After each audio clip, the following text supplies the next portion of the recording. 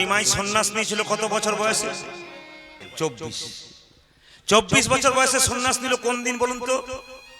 শেষ মাঘ মাস। তার মানে কি পৌষ মাসের না কখন বলুন আপনার?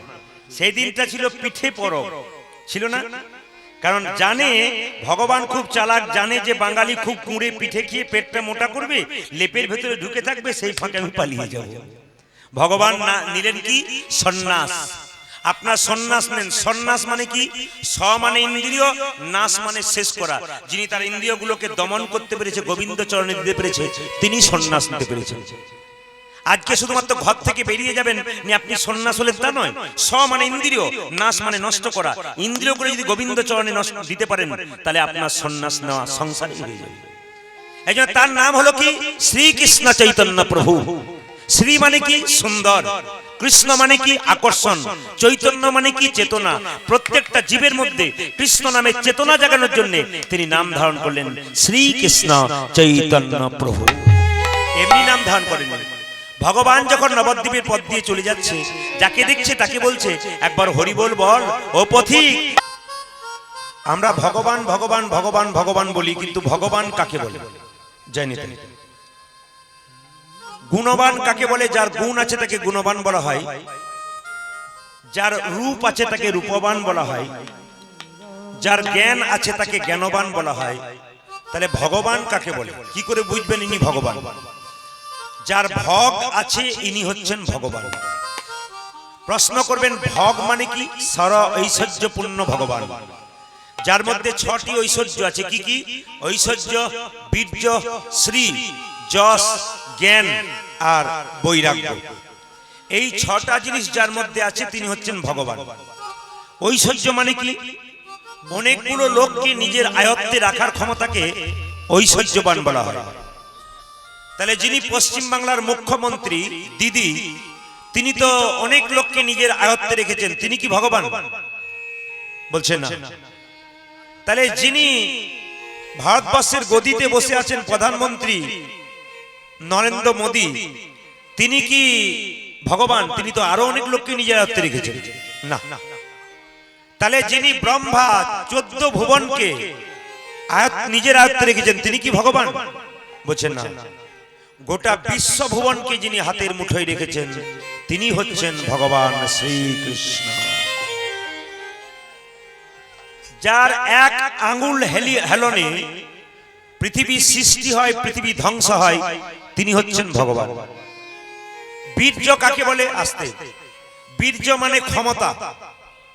এই দিকে তাকাবেন, আপনি একটা কড়ি আঙ্গুলে ইট তুলতে পারবেন না।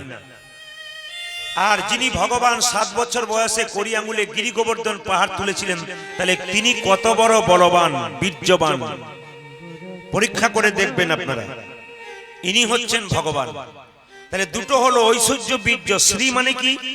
মায়েরা বলে না তোর কাজের কোনো শ্রী নাই। শ্রী মানে সুন্দরতা নাই। মায়েরা বলা বলি করে যে কাজের কোনো শ্রী নাই মানে সুন্দরতা নাই। তাহলে এখানে শ্রী মানে হচ্ছে সুন্দর। বলছে ভগবানের মতো পরম সুন্দর আর কেউ নাই। আপনি যদি প্রকৃতপক্ষে ভগবানকে একবার দেখতে পান, তাহলে পৃথিবীর আর কোনো জিনিস আপনার দেখতে ইচ্ছা করবে না।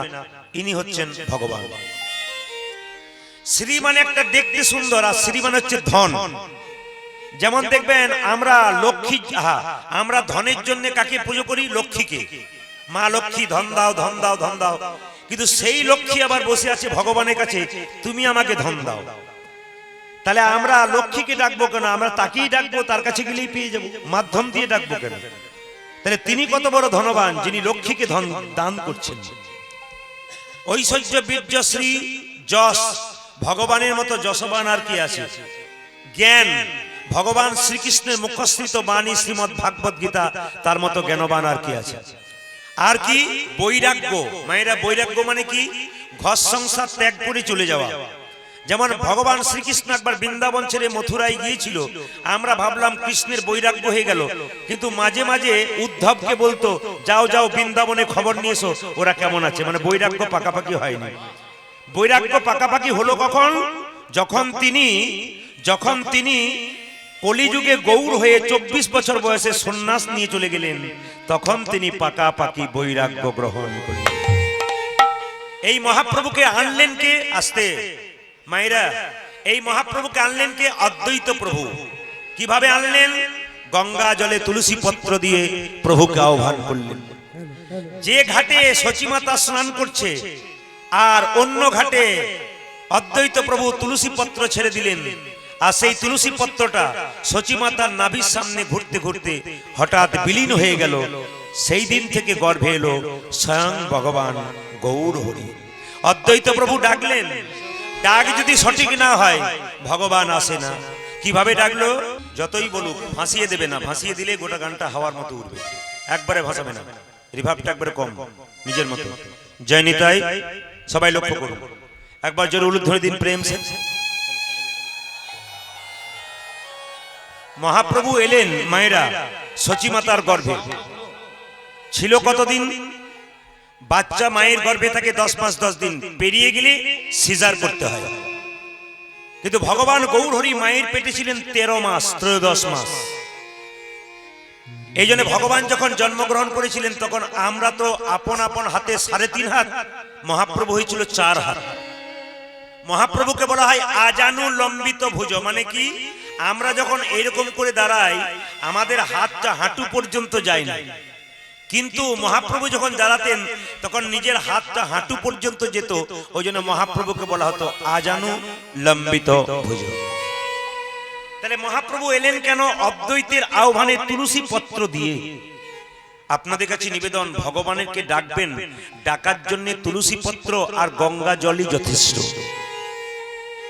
নারদ মুনি ভগবানকে প্রশ্ন করেছিল, প্রভু ভক্ত তোমাকে কি দিলে খুশি হও? আমার দিকে তাকাবেন। নারদ মুনি ভগবানকে প্রশ্ন করলো, ভক্ত তোমাকে কি দিলে খুশি? মায়েরা, আপনারা আপেল কলা লেবু মন্দিরে নিয়ে যান, জোরে বলবেন ভগবান খায়। একটু জোরে শুনতে চাই, ভগবান খায়? যদি খায় না তাহলে কাল থেকে নিয়ে যাবেন না। নিয়ে যাবেন কেন যদি না খায়? ভগবান খায় না, তবে ভগবান কি করে দেখে। তুমি অহংকারের ভাবে নিয়ে এলে না প্রেমের ভাবে নিয়ে এলে? প্রমাণ কি? শত ভাইয়ের দাদা দুর্যোধন 64 ব্যঞ্জন রান্না করে তৈরি হয়ে বসছিল। ভগবান তো লোকের ঘরে নবনী চুরি করে বেড়ায়, এমন খাবার খাওয়াবো বেটা বাপ জন্মে খায় নাই। ভগবান অন্তর্যামী, তিনি বুঝতে পারলেন দুর্যোধনের অহংকার হয়েছে, অহংকারের সেবা আমি নেব না। তবে যেহেতু দুর্যোধন নিমন্ত্রণ করেছে আমি নিমন্ত্রণ রক্ষা করব, যাব কিন্তু খাবো না। ভগবান গেলেন, কিন্তু যেই না দরজাতে ঢুকলেন দুর্যোধন ছিল ভগবানের কি? বেয়াই। আজকে মাইক ডিস্টার্ব প্রচন্ড ভাই।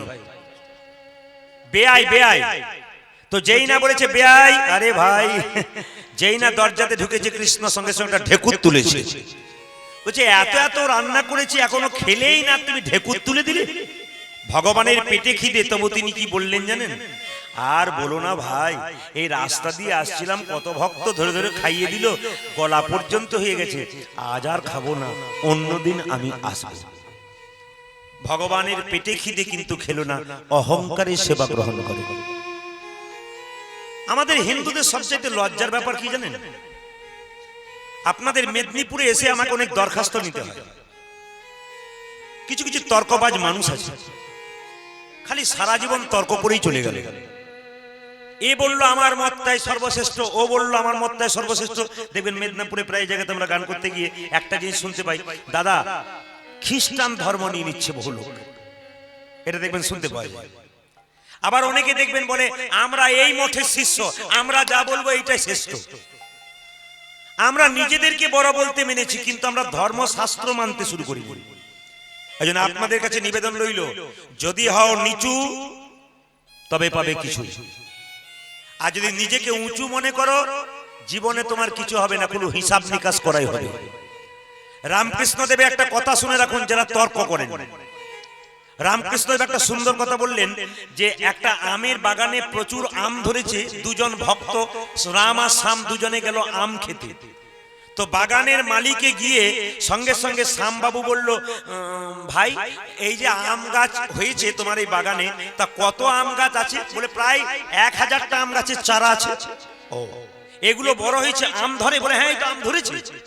তা বিক্রি করলে কত টাকা হয়? তা মোটামুটি 2 লাখ টাকা হয়।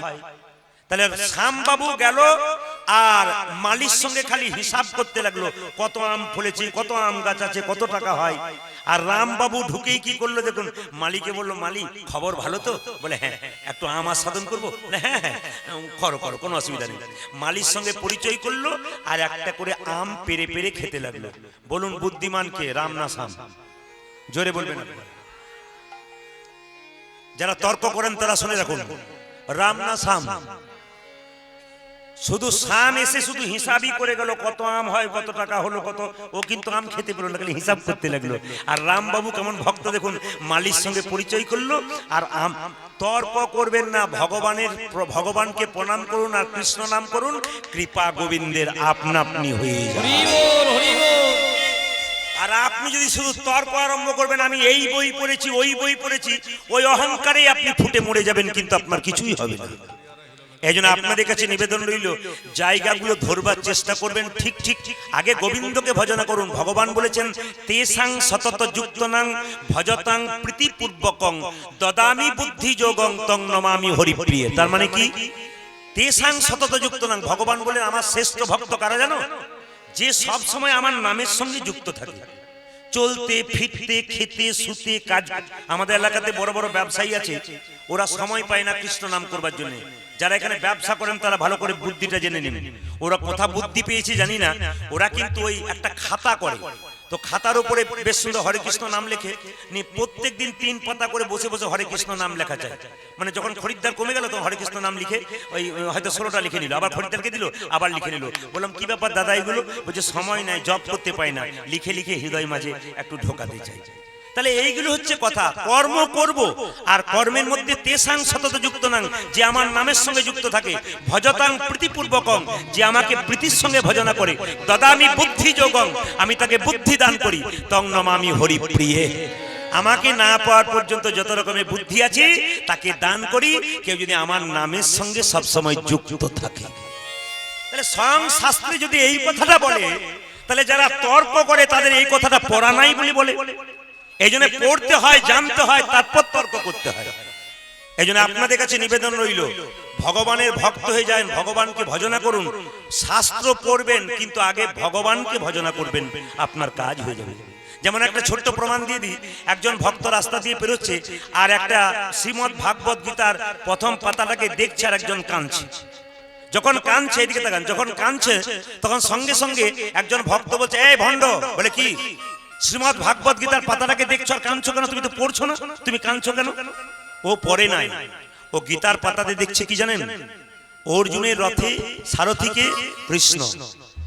মনে মনে ভাবছে, অর্জুন তুমি তোমার রথে কৃষ্ণকে রেখেছো, কৃষ্ণের কত কষ্ট, যদি আমার গোবিন্দের কিছু হয়ে যায়।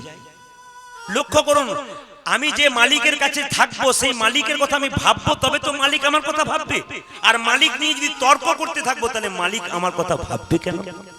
এই যে নিবেদন আপনাদের কাছে, ভগবানকে নারদ মুনি জিজ্ঞাসা করলো, ভক্ত তোমাকে কি দিলে খুশি হও? ভগবান বলছে, নারদ কোন ভক্ত যদি আমার চরণে একটা ফুল দেয় আমি খুশি হই। আচ্ছা প্রভু, ধরো সেই ভক্তের কাছে ফুল নাই, সে তোমাকে কি দেবে? যদি ফুল না থাকে তবে আমার চরণে একটা তুলসী পাতা দেবে। যদি তুলসী পাতা না থাকে তবে কি দেবে? যদি তুলসী পাতা না থাকে তবে একটু গঙ্গা জল দেবে। যদি গঙ্গা জল না দেয় তবে কি দেবে? যদি না থাকে, প্রত্যেকটি ভক্তের শরীরে 2টি নদী দিয়েছি, একটা গঙ্গা একটা যমুনা। এই গঙ্গা যমুনা নামক নয়নের জল যে আমার চরণ একবার ধুইয়ে দিতে পারে, তাকে আমার দাস হতে হয় না, আমি তার চিরকালের দাস হই। ওই জন্য বাবা, ভগবানের চরণে একটু চোখের জল দিলেই ভগবান খুশি হয়ে যায়। তাই যখনই ছোট্ট নিমাই আস্তে আস্তে বড় হলো, মা নিম গাছের নিচে আতুর ঘরটা করা হয়েছিল, নাম রেখেছিল কি? নিমাই। এই নিমাই যখন আস্তে আস্তে বড় হলো, তিনি ভগবান হবেন তার লক্ষণটা দেখুন।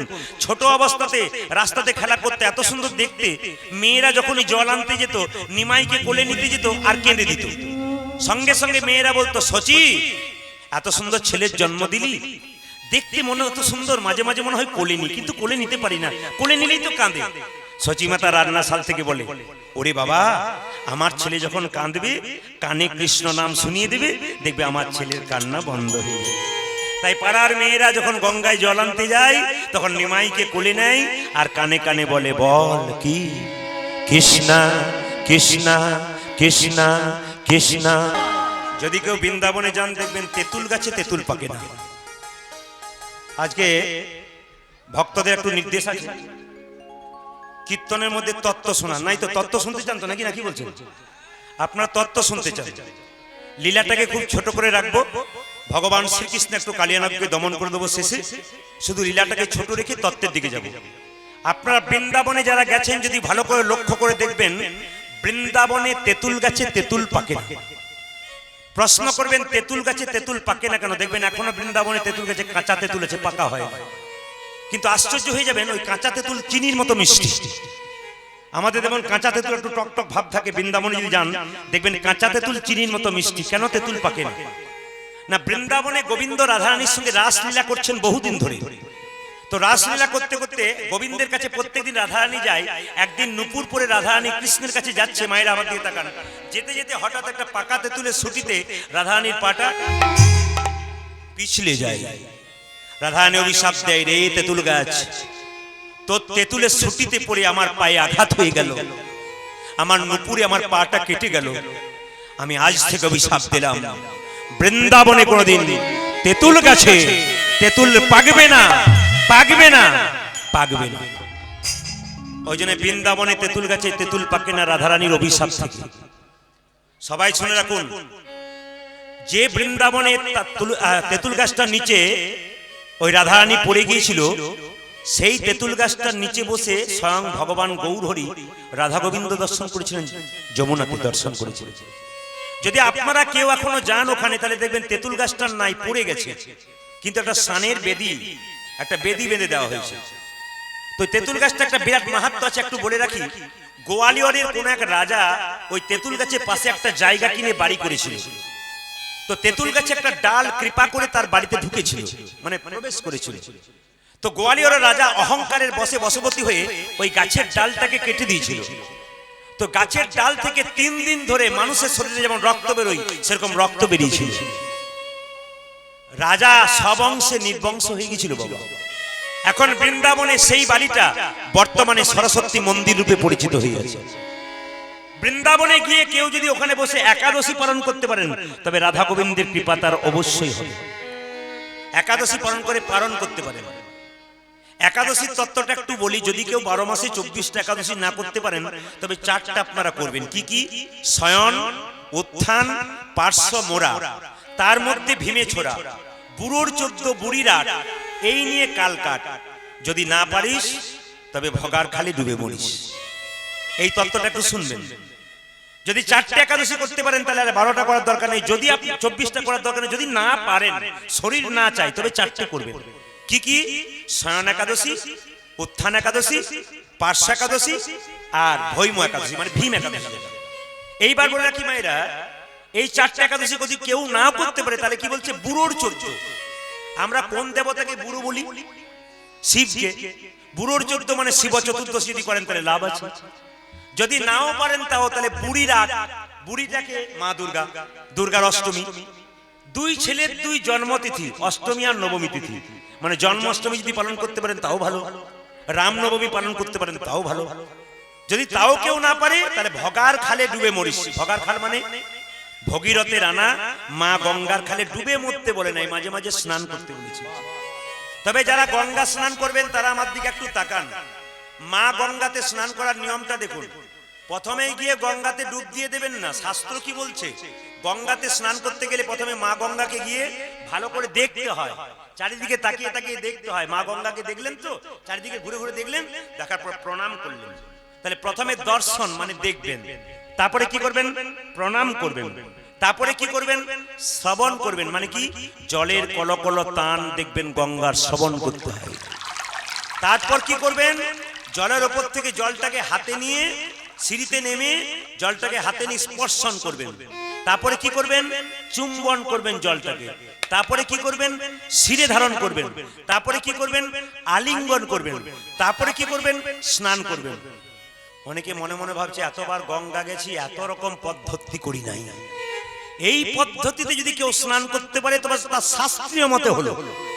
যারা তর্ক করে শাস্ত্র নিয়ে তারা শুনে খুব ভালো করে, এরকম নিয়ম যদি কেউ করতে পারে তবে তার গঙ্গা স্নান, নইলে আপনার যাওয়া আসা বেকার হয়ে যাবে। তবে গঙ্গার জলে যদি তিনটে জিনিস করতে পারেন আপনার লাভ আছে। ব্রহ্মা বিষ্ণু মহেশ্বরকে পাবেন, তিনটে কাজ করবেন। সবাই শুনে রাখুন কান খুলে, যদি তিনটে কাজ গঙ্গা জলে গিয়ে করতে পারেন তাহলে আপনার ব্রহ্মা বিষ্ণু মহেশ্বরকে পাবেন। কিরকম? আপনি গঙ্গা ঘাটে গেলেন, স্নান করলেন, তো একটা তুলসী পত্র গঙ্গাতে ভাসিয়ে দিয়ে জয় শ্রীকৃষ্ণ বলে, জয় শ্রী বিষ্ণু বলে আপনি ভাসিয়ে দিলেন, দেখবেন ওই তুলসী পাতাটা স্বয়ং ভগবানের চরণে চলে যাবে। এইবার যদি ব্রহ্মার কৃপা পেতে চান তাহলে আপনি কি করবেন, একটু ঘি, 1 চামচ ঘি ওই গঙ্গার জলে ছিটিয়ে দেবেন। ছিটিয়ে দেওয়ার পর, মানে ভাসিয়ে দেওয়ার পর, ওম নমঃ ব্রহ্মণ্য দেবায় নমঃ এই বলে আপনি ব্রহ্মাকে একটু স্মরণ করে দেবেন, ওই ঘিটা ব্রহ্মার কাছে চলে যাবে।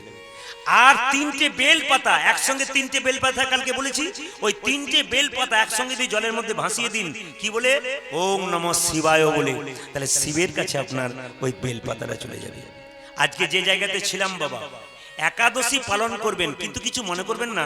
আমি এক জায়গাতে গান করতে গেছিলাম, জায়গাটার নাম করবো না, অনেকে আত্মীয় থাকতে পারে। সবচেয়ে লজ্জার ব্যাপার কি জানেন? ওইখানে হচ্ছে কি জানেন, কীর্তন হলো, উনি শেষে বলছে আজকে আপনাদের মেদিনীপুরে, কিন্তু শেষে বলছে আজকে আমাদের এখানে ওই রাতে লুচি প্রসাদ হয়। তো বললাম আজকে একাদশী লুচি প্রসাদ কি করে হয়? বলছে আমাদের গুরুদেব বলেছেন কোনো অসুবিধা নাই, আটা দিবি। বললাম এটা একাদশী হচ্ছে না দাদা, এটা আটাদশী হচ্ছে। যে আটা খায় তার একাদশী হচ্ছে না, আটাদশী হচ্ছে। একাদশীতে 5টা শস্য কিন্তু বর্জন আছে। যারা এখানে বৈষ্ণব আছেন, পরম বৈষ্ণব পরম ভক্ত যারা গান শুনতে এসছেন, তারা জানেন যে একাদশীতে 5টা শস্য বাদ। বলবো না, ছেড়ে দেবো, একটু বলে দিই কি কি। চাল, চাল থেকে যা জিনিস তৈরি সব বাদ। গম, গম থেকে যদি আটা তৈরি হয়, নাকি ময়দা হয় না আটা, তাহলে আটাটা বাদ যেতে পারে। গম থেকে যা তৈরি হলো, চাল, গম, জব, হরলিক্স তৈরি হয়, খাওয়া যাবে না। আর কি? চাল, গম, জব, সরিষা, সেদিন সরিষার তেল খাওয়া যাবে না, সরিষার তেল মাখা যাবে না। সেদিন আপনি কি করবেন, ডাল খেতে পাবেন না, যে কোনো জাতীয় ডাল খেতে পাবেন না। চাল, গম, জব, সরিষা, ডাল, এই পঞ্চশস্য গ্রহণ করলে তার একাদশী করা হলো না। যদি কেউ করেন, যদি কোনো গুরু আপনাকে দেন, তাহলে বলবেন আপনি কোথায় পেয়েছেন, একটু আমাকে শিখিয়ে দিন। তবে সাবুটা খাওয়ার নিয়ম অনেক সময় বলে, সাবুটা খেলেও খেতে পারেন, কিন্তু সাবু নিয়ে অনেক তর্ক আছে। তবে যারা সাধারণ মানুষ, যারা একটু ভক্তি ভরে করতে পারবেন, খেতে না খেয়ে থাকতে পারবেন না, তারা একটু সাবু, একটু কলা, একটু দুধ আপনারা ভিজিয়ে খেতে পারেন, কোনো অসুবিধা নেই। যদি মনে করেন একটা সবজি খাবো, তাহলে আপনি কি সবজি খেতে পারেন? কাঁচা কলা খেতে পারেন, আপনি আর কি খেতে পারেন? কুমড়ো খেতে পারেন, একটু পেঁপে আলু দিয়ে একটা সবজি করতে পারেন। সেটা সিন্দুক লবণ দিয়ে করতে হবে, সন্দক লবণ যাকে বলা হয়। আপনি ঘি দিয়ে করতে পারেন, পেট খারাপ হলে আপনি সাদা তেল দিয়ে করতে পারেন। এই নিয়ম আপনাদের পালন করতে হবে। একাদশীটার জন্ম কোথা থেকে হলো? এইদিকে তাকাবেন, মায়েরা বলুন একাদশীটা মেয়ে না ছেলে? জোরে বলবেন, একাদশী মেয়ে না ছেলে? জোরে বলুন। যা কেউ কেউ বললো মেয়ে, কেউ কেউ বললো ছেলে, কিন্তু আমি আপনাদের বুঝি একাদশীর জন্মটা কোথা থেকে হলো। বলছে মূর নামক এক অসুর ছিল, সেই অসুর এত ক্ষমতা ছিল যে দেবতাদের সঙ্গে যুদ্ধ করে দেবতাদেরকে স্বর্গরাজ্য থেকে তাড়িয়ে দিল। সমস্ত দেবতাগণ তখন ভগবান বিষ্ণুর কাছে এসে বললেন, প্রভু আমাদের রক্ষা করো। ভগবান বিষ্ণু বলল, কি করলো না, মূর নামক অসুর আমাদের বারবার অত্যাচার করছে। ভগবান বিষ্ণু 100 বার যুদ্ধ করলেন, আর 100 বার অসুরের কাছে হেরে গেলেন। আশ্চর্য অসুরের ক্ষমতা। ভগবান তখন কি করলেন, চালাকি করে হেরে যাবার ভান করে একটা পর্বতের গুহাতে ঢুকে পড়লেন। তখন মূর নামক অসুর মনে মনে ভাবলো, বিষ্ণু এইবার তোমাকে কে রক্ষা করতে পারে, আমি এবার তোমাকে গুহার ভেতরে মেরে ফেলবো। যখনই গুহার দরজাতে গেল ভগবান বিষ্ণুকে মারবার জন্য মূর নামক অসুর, সঙ্গে সঙ্গে ভগবান বিষ্ণু চোখ দুটো মুজলেন, আর ভগবান বিষ্ণু শরীর থেকে একটা নারীর সৃষ্টি হয়ে গেল। আর সেই নারীটা সৃষ্টি হবার সঙ্গে সঙ্গে, নারীটা সৃষ্টি হবার সঙ্গে সঙ্গে মূর নামক অসুরের মস্তকটাকে ছেদন করে দিলেন। ভগবান বিষ্ণু মেয়েটাকে বলল, বারে তোমার ক্ষমতা তো খুব, তুমি কি সুন্দর ওকে মেরে ফেললে। মেয়েটা বলল, বিষ্ণু অপরাধ নেবেন না প্রভু, আপনার শরীর থেকে আমি সৃষ্টি হয়েছি, আমার ক্ষমতা নয়, আপনার ক্ষমতাতে আমি ক্ষমতা পেয়েছি। আপনি কেন আমাকে অপমান করছেন যে আমার ক্ষমতা, আপনার ক্ষমতা আমি ক্ষমতা পেয়েছি। বেশ বেশ মেনে নিলাম, ঠিক আছে, কিন্তু একাদশী মেয়েটা বললো যে আমাকে এমন একটা জায়গায় স্থান দাও যেন আমার মধ্যে কেউ আশ্রয় নিলে তার সর্বতীর্থের ফল লাভ হয়ে যাবে, সব তীর্থের ফল। ওই যে তোমার নাম আজ থেকে দিলাম একাদশী। একাদশী তোমার মধ্যে যে আসতে পারবে, তোমাকে যে গ্রহণ করতে পারবে, সে সব তীর্থের ফল পাবে এবং তার জায়গা হবে ভগবান বিষ্ণুর চরণ। ওই জন্য বাবা একাদশী যদি কেউ না করে তবে একাই দোষী। সবচেয়ে দুঃখের ব্যাপার আমাদের কি জানেন, মুসলিমদের 8 বছর 10 বছরের ছেলেগুলো সারাদিন সকাল থেকে সন্ধ্যে পর্যন্ত না খেয়ে থাকে, ওটাকে রোজা বলা হয়। আর হিন্দুদের কোনো বাচ্চা যদি তার মাকে বলে মা আজকে তুমি একাদশী করেছো, আজ তোমার সঙ্গে আমি একাদশী করবো, তখন মাটা বলে ডাক্তার বলেছে না খালি পেটে থাকতে নাই, মরবি বুড়ো হবি তখন করবি। আমরাই কিন্তু আমাদের ধর্মটাকে নষ্ট করে দিচ্ছি। ওই জন্য সবাই লক্ষ্য করুন, আজকে যে লীলাটির দিকে যাব, কালীয় নাগ কালীয় দমন কৃষ্ণ করেছিল। একটু তত্ত্বের দিকে যাব, তার আগে বলে রাখি কালীয় নাগটিকে না কালিন্দির একদহে একটি বিরাট বড় সাপ থাকে, 100টা ফণা বিস্তার করে। একটু জানতে হবে সাপের কটা জিভ থাকে, জোরে বলুন একটু, সাপের কটা জিভ থাকে? না না একটু জোরে বলবেন, সাপের কটা জিভ থাকে? দেখুন একজন 3টে বলছে, একজন 2টো বলছে। হ্যাঁ একটাই জিভ থাকে কিন্তু জিভটা চেরা থাকে। আচ্ছা বাবা জিভটা কাটা থাকে কেন সাপের, একটু বলবেন, তত্ত্বটা জানবেন। কৃষ্ণ কালীয় নাগকে দমন করেছিল কোন দিন জেনে রাখুন, ঝুলন পূর্ণিমার দিন। কোন দিন বললাম? ঝুলন পূর্ণিমার দিন। একটা করে জানবেন, শিখে যাবেন, ঝুলন পূর্ণিমার দিন। আচ্ছা সাপের মাথায় একটা চক্র থাকে, ওই চক্রটা কি? ভগবান শ্রীকৃষ্ণের চরণ চিহ্ন। সাপের মাথায় যে চক্রটা থাকে মা, ওটা সাপকে দেখলে দূর থেকে প্রণাম করতে, কেন? কৃষ্ণের চরণ চিহ্ন সাপের মাথায় আছে। এই যে সাপ যদি বিষধর হয়, ওরা খল ওদের কাছে যেতে নাই, যে কোনো সময় দংশন করতে পারে। দূর থেকে বিষধর সাপকে দেখলে যদি দেখবেন মাটি ঘাটে দেখতে পাচ্ছেন, একটু প্রণাম করে নেবেন, কেন? ওই চক্রটা কৃষ্ণের চরণ চিহ্ন, আপনার কোনো বিপদ হবে না। আর একটা কথা বলি, এই যে তাকান, সাপের জিভটা চেরা কেন, কাটা কেন? একটাই কারণ, স্বর্গ থেকে গরুর অমৃত এনে তার মায়ের দাসিত্ব মোচন করবার জন্য 1 হাঁড়ি অমৃত এনে কদম্ব বৃক্ষে বৃন্দাবনে রেখেছিল। তো কদম্ব গাছের উপরে যখন হাঁড়িটা আছে, সাপগুলো মনে মনে ভাবছে যদি কদম গাছের উপর থেকে একটুখানি অমৃত নিচে পড়ে, তাহলে আমরা চেটে চেটে খাই, আমরা অমর হয়ে যাব। যখন এই ভাবনা চিন্তা করেছে, বারবার চাটছে ঘাসগুলোতে, কিন্তু অমৃত নাই। হঠাৎ কি দেখলো জানেন, সাপের জিভটা কেটে গেল। সেই ঘাসগুলোর নাম কি? এরকা ঘাস, যাকে বলা হয় কুশ ঘাস, খুব ধারালো ঘাস। ওই ঘাসের মধ্যে চাটতে চাটতে সাপের জিভটা তখন থেকে দুচেলা হয়ে গেছে। এইবার বলি, যেদিন বৃন্দাবনে কৃষ্ণ যমুনাতে ঝাঁপ দিয়েছিল কালিদহ হ্রদে, কালীয় নাগকে মানে করবার জন্য, হত্যা করবার জন্য বা শাস্তি দেবার জন্য, তখন বৃন্দাবনে 12টা সূর্য উঠেছিল। প্রশ্ন করবেন আমরা তো একটা সূর্য জানি, 12টা সূর্য হলো কি করে? এইদিকে কৃষ্ণ যখন কালিদহের জলে ঝাঁপ দিয়েছে, ঠান্ডায় থরথর করে কাঁপছে, সমস্ত সখাগণ কেঁদে কেঁদে কাকে ডাকছে? সূর্যদেবকে। হে সূর্যদেব, আমাদের গোবিন্দ খুব কষ্ট পাচ্ছে জলের মধ্যে, তাকে একটু গরম দাও, তাপ দাও। সূর্যদেব তখন নিজের 12টা অংশ ভাগ হয়ে এমন তাপ দিল যে গোবিন্দের শরীরে আর কোনো কষ্ট হলো না। বাবা আজ আপনার সূর্য এবং চাঁদের মধ্যে এখানে উপস্থিত হয়েছেন, আপনার গোবিন্দ লীলাতে সাহায্য করবেন। এইবার বলি, যেদিন কৃষ্ণ কালীয় নাগকে দমন করেছিল, সেদিন কিন্তু একজনের জন্মদিন ছিল, তার নাম কি? বলাই দাদা। কৃষ্ণ জানে আজকে বলাই দাদার জন্মদিন, আজকে সুযোগ পেয়েছি, দাদা যদি থাকে তাহলে আমি পারবো না, আজকে দাদা নেই, এই ফাঁকে আমি কালীয় নাগকে দমন করব। এবার আপনাদের তত্ত্ব জানতে হবে কালীয় নাগ পূর্বজন্মে কে ছিল। এদিকে চন্দ্রধ্বজ রাজা। কেন সে সাপ হলো? এই জন্মে যেমন কর্ম করবেন পরের জন্মে সেরকম ফল হবে। লক্ষ্য করুন জায়গাটা। চন্দ্রধ্বজ রাজার পেটে একবার প্রচন্ড যন্ত্রণা হলো, রাজা বলে কথা। এত কবিরাজ এলো কিন্তু কেউ ভালো করতে পারলো না। একজন কবিরাজ বলল আপনার পেটের রোগ ভালো হবে। বলে কি করলে ভালো হবে? না বৈষ্ণবের চরণ ধোয়া জল যদি পান করতে পারো। ভক্তিমতী মায়ের এখানে যারা পরম বৈষ্ণব আছে, তাদের চরণ ধোয়া জল যদি আপনি থালাতে নেন, নিয়ে যদি বোতলের মধ্যে ঢুকিয়ে রাখেন, তাহলে দেখবেন গঙ্গা জল দেখবেন যখন বোতলে ঢোকাবেন তখন দেখবেন ঘোলা লাগে না বাবা, 2-4 দিন পরে দেখবেন জলটা পরিষ্কার হয়ে যায়। প্রকৃত বৈষ্ণবের চরণ ধোয়া জল যদি আপনারা বোতলের মধ্যে ভরতে পারেন দেখবেন 10 দিন পর দেখবেন জলটা একবারে পরিষ্কার হয়ে গেছে। ওই চরণ ধোয়া জল পান করলে অনেক রোগ দূর হয়। কিন্তু আমরা এখন বিজ্ঞানের যুগে বাস করি, এখন আর দেবতা বিশ্বাস করি না, এখন আমরা বৈষ্ণব বিশ্বাস করি না। আমরা এখন বৈষ্ণব পেলে অপমান করতে শুরু করি। এই জন্য হিন্দুদের অধঃপতন শুরু হয়েছে, বৈষ্ণব দেখলেই ঠাট্টা শুরু হয়ে যায়। এই ঠাট্টার জন্য কিন্তু আমাদের আজকে হিন্দু ধর্ম দিনের পর দিন নষ্ট হচ্ছে। বৈষ্ণবকে যে সম্মান না দেয় তিনি ভগবান পান না। তবে অনেকে আমাকে প্রশ্ন করেছেন বৈষ্ণবে কি রাগ হয়? না, যে বৈষ্ণব রেগে যায় ওর বৈষ্ণবত্ব গ্রহণ করা উচিত হয় না। যে বৈষ্ণব রেগে যায় না ওকে বৈষ্ণব বলবেন না, ওকে ক্রোধী বলবেন। হ্যাঁ, আর শুনে রাখুন, বাজার থেকে তো বৈষ্ণবের বেশ কিনতে পাওয়া যায়, তিলক কিনতে পাওয়া যায়, ওটা পড়লে কি বৈষ্ণব হওয়া যায়? হয় না। কি তাকে সাজতে হয় না, তার ভেতরটাকে সাজাতে হয়। আগে নিজের ভেতরটা পরিবর্তন করো।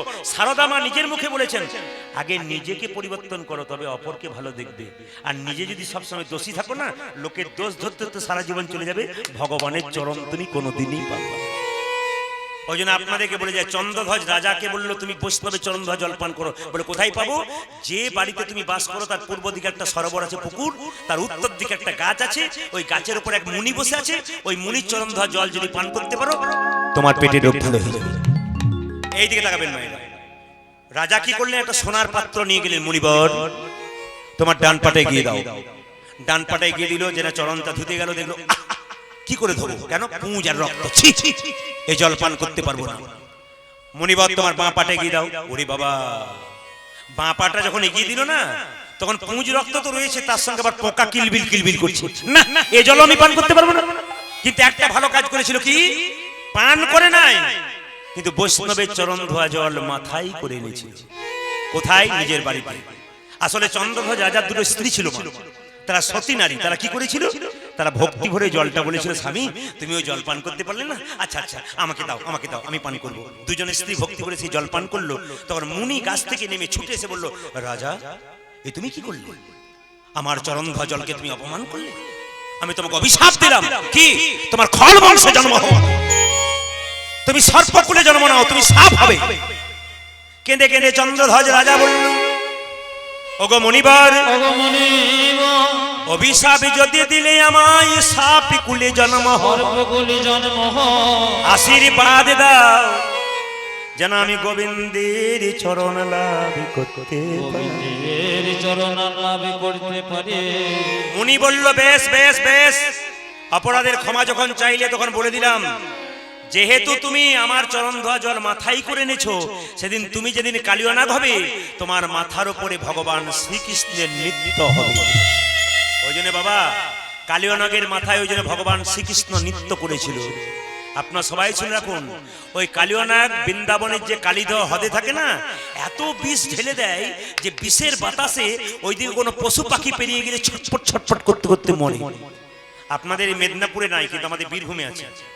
এমন এমন পুকুর আছে না, যে পুকুরে খালি পদ্ম ফুল আছে, তো অনেক লোক পদ্ম ফুল তুলতে গিয়ে সাপের কামড়ে মরে। ওই সাপটার নাম কি? পদ্মনাগ। আপনাদের এখানে নাই, কিন্তু আমাদের দিকে আছে। তাহলে আমার প্রশ্ন, যেখানে পদ্মনাগ সাপ থাকে ওই সেই জলটা তো বিষ হয় না, তাহলে কালিয়ানাগ যে জলটাতে বাস করে বিষ করলো কেন? কারণ আছে বাবা। ভগবান শ্রীকৃষ্ণ যখন কুরুক্ষেত্রে যুদ্ধে জয়লাভ করলো না, সবাইকে সবকিছু দিল। কালিয়ানাগ কেঁদে কেঁদে বলেছিল, হে গোবিন্দ, সবাইকে তুমি সবকিছু দিলে, আমাকে কালিদহ হ্রদ থেকে উদ্ধার করে দাও। ভগবান শুনে নাই। তখন কালিয়ানাগ কেঁদে কেঁদে বলেছিল, বেশ, তোমার সঙ্গে মিত্রতা করে যখন পেলাম না, তোমার সঙ্গে শত্রুতা আরম্ভ করবো। কি শত্রুতা আরম্ভ করলেন মা? এমন বিষ ঢালতে শুরু করলেন জলের মধ্যে যে বিষের বাতাসে যে কোনো পশু পাখি পেরিয়ে গেলে ছটফট করতে করতে মরে। আর মরবার আগে কেঁদে কেঁদে বলে, হে গোবিন্দ, বৃন্দাবনে বাস করলাম, নদীর জল পান করলাম, গাছের ফল আহার করলাম, আর আমাদের এত কষ্ট, যখন তারা মরবে তখন তোমাকে ডাকবে, আর তোমাকে ডাকলে তুমি এখানে আসবে, আমাকে যেতে হবে না, এখানে বসেই আমি তোমার চরণ লাভ করতে পারবো। তাহলে কালিয়ানাগ কত বড় ভক্ত দেখুন, এমনি এমনি নয়। মায়েরা এমন বিষ ঢেলেছে, এই যে এই যে এই যে যে যেখানে বসে আছে একটু মন দিয়ে শুনবেন, ভগবান ভক্তের দুটো জিনিস সইতে পারে না, কি বলুন তো? একটি অহংকার, একটি চোখের জল। যখন সমস্ত ভক্তগণ পশু পাখি এরকম করে কাঁদে, ভগবান তখন মনে মনে ভাবলো, বাহ, এই কালিয়ানাথ, তুই আমার ভক্তকে এত কষ্ট দিস, তারা দেখাচ্ছি মজা। ভগবান শ্রীকৃষ্ণ মায়ের কাছে এলেন, মা আমাকে সাজিয়ে দাও, আজকে আমি কি করবো জানো, গোষ্ঠে যাব। মা বলছে, দাদা বলাইয়ের জন্মদিন, কত লোক আসবে, কত ভালো ভালো খাবার হবে, আর তুই গোষ্ঠে যাবি? মা তুমি আমার কথা ভাবছো একা, কিন্তু নবলক্ষ ধেনুর দল তারা আমার উপর অপেক্ষা করে আছে, আমি না গেলে তারা খাবে কি? ভগবান চালাকি করলেন, ও মা আমাকে এক কাজ করো, আমায় সাজাইয়ে দাও, আমায় সাজাইয়ে দাও, আমায় সাজাইয়ে দাও, সাজাইয়ে দাও। তার আগে বলে রাখি, আচ্ছা বলুন তো, চন্দ্রধ্বজ রাজার কটা স্ত্রী ছিল বললাম? জোরে বলুন, একটু জোরে বলবেন। দুজন। আচ্ছা তারা কি নারী ছিল, সতী না অসতী? জোরে বলুন। আচ্ছা সতী নারীর কটা পতি কারো জানা আছে? কটা? যাক, 5টা বলে চলেছিল। 5টা নাকি একটি? আচ্ছা আচ্ছা আচ্ছা বলি, কেউ 5টা, কেউ 10টা, কেউ 2টো, যে যেমন পাচ্ছে আর কি, যাক একটা লেগে যাবে তো। সতী নারীর 5টা পতি কালকে একটু বলেছিলাম মনে হয়, কি কি? হাতের শাখা, স্মৃতির সিঁদুর, হাতের নোয়া। কটা হলো? 3টে। নিজপতি একটা, পরমপতি একটা। কটা? 5টা পতি। সতী নারী কাকে বলে? দেখবেন মায়েরা, সকালবেলায় ঘুম থেকে উঠে যে স্ত্রী তার স্বামীর পা ছুঁয়ে প্রণাম করে, তারা সতী নারী। আপনারা এতজন কীর্তন শুনতে এসেছেন, কে কে সকালবেলায় স্বামীকে প্রণাম করেন? হাত তুলুন।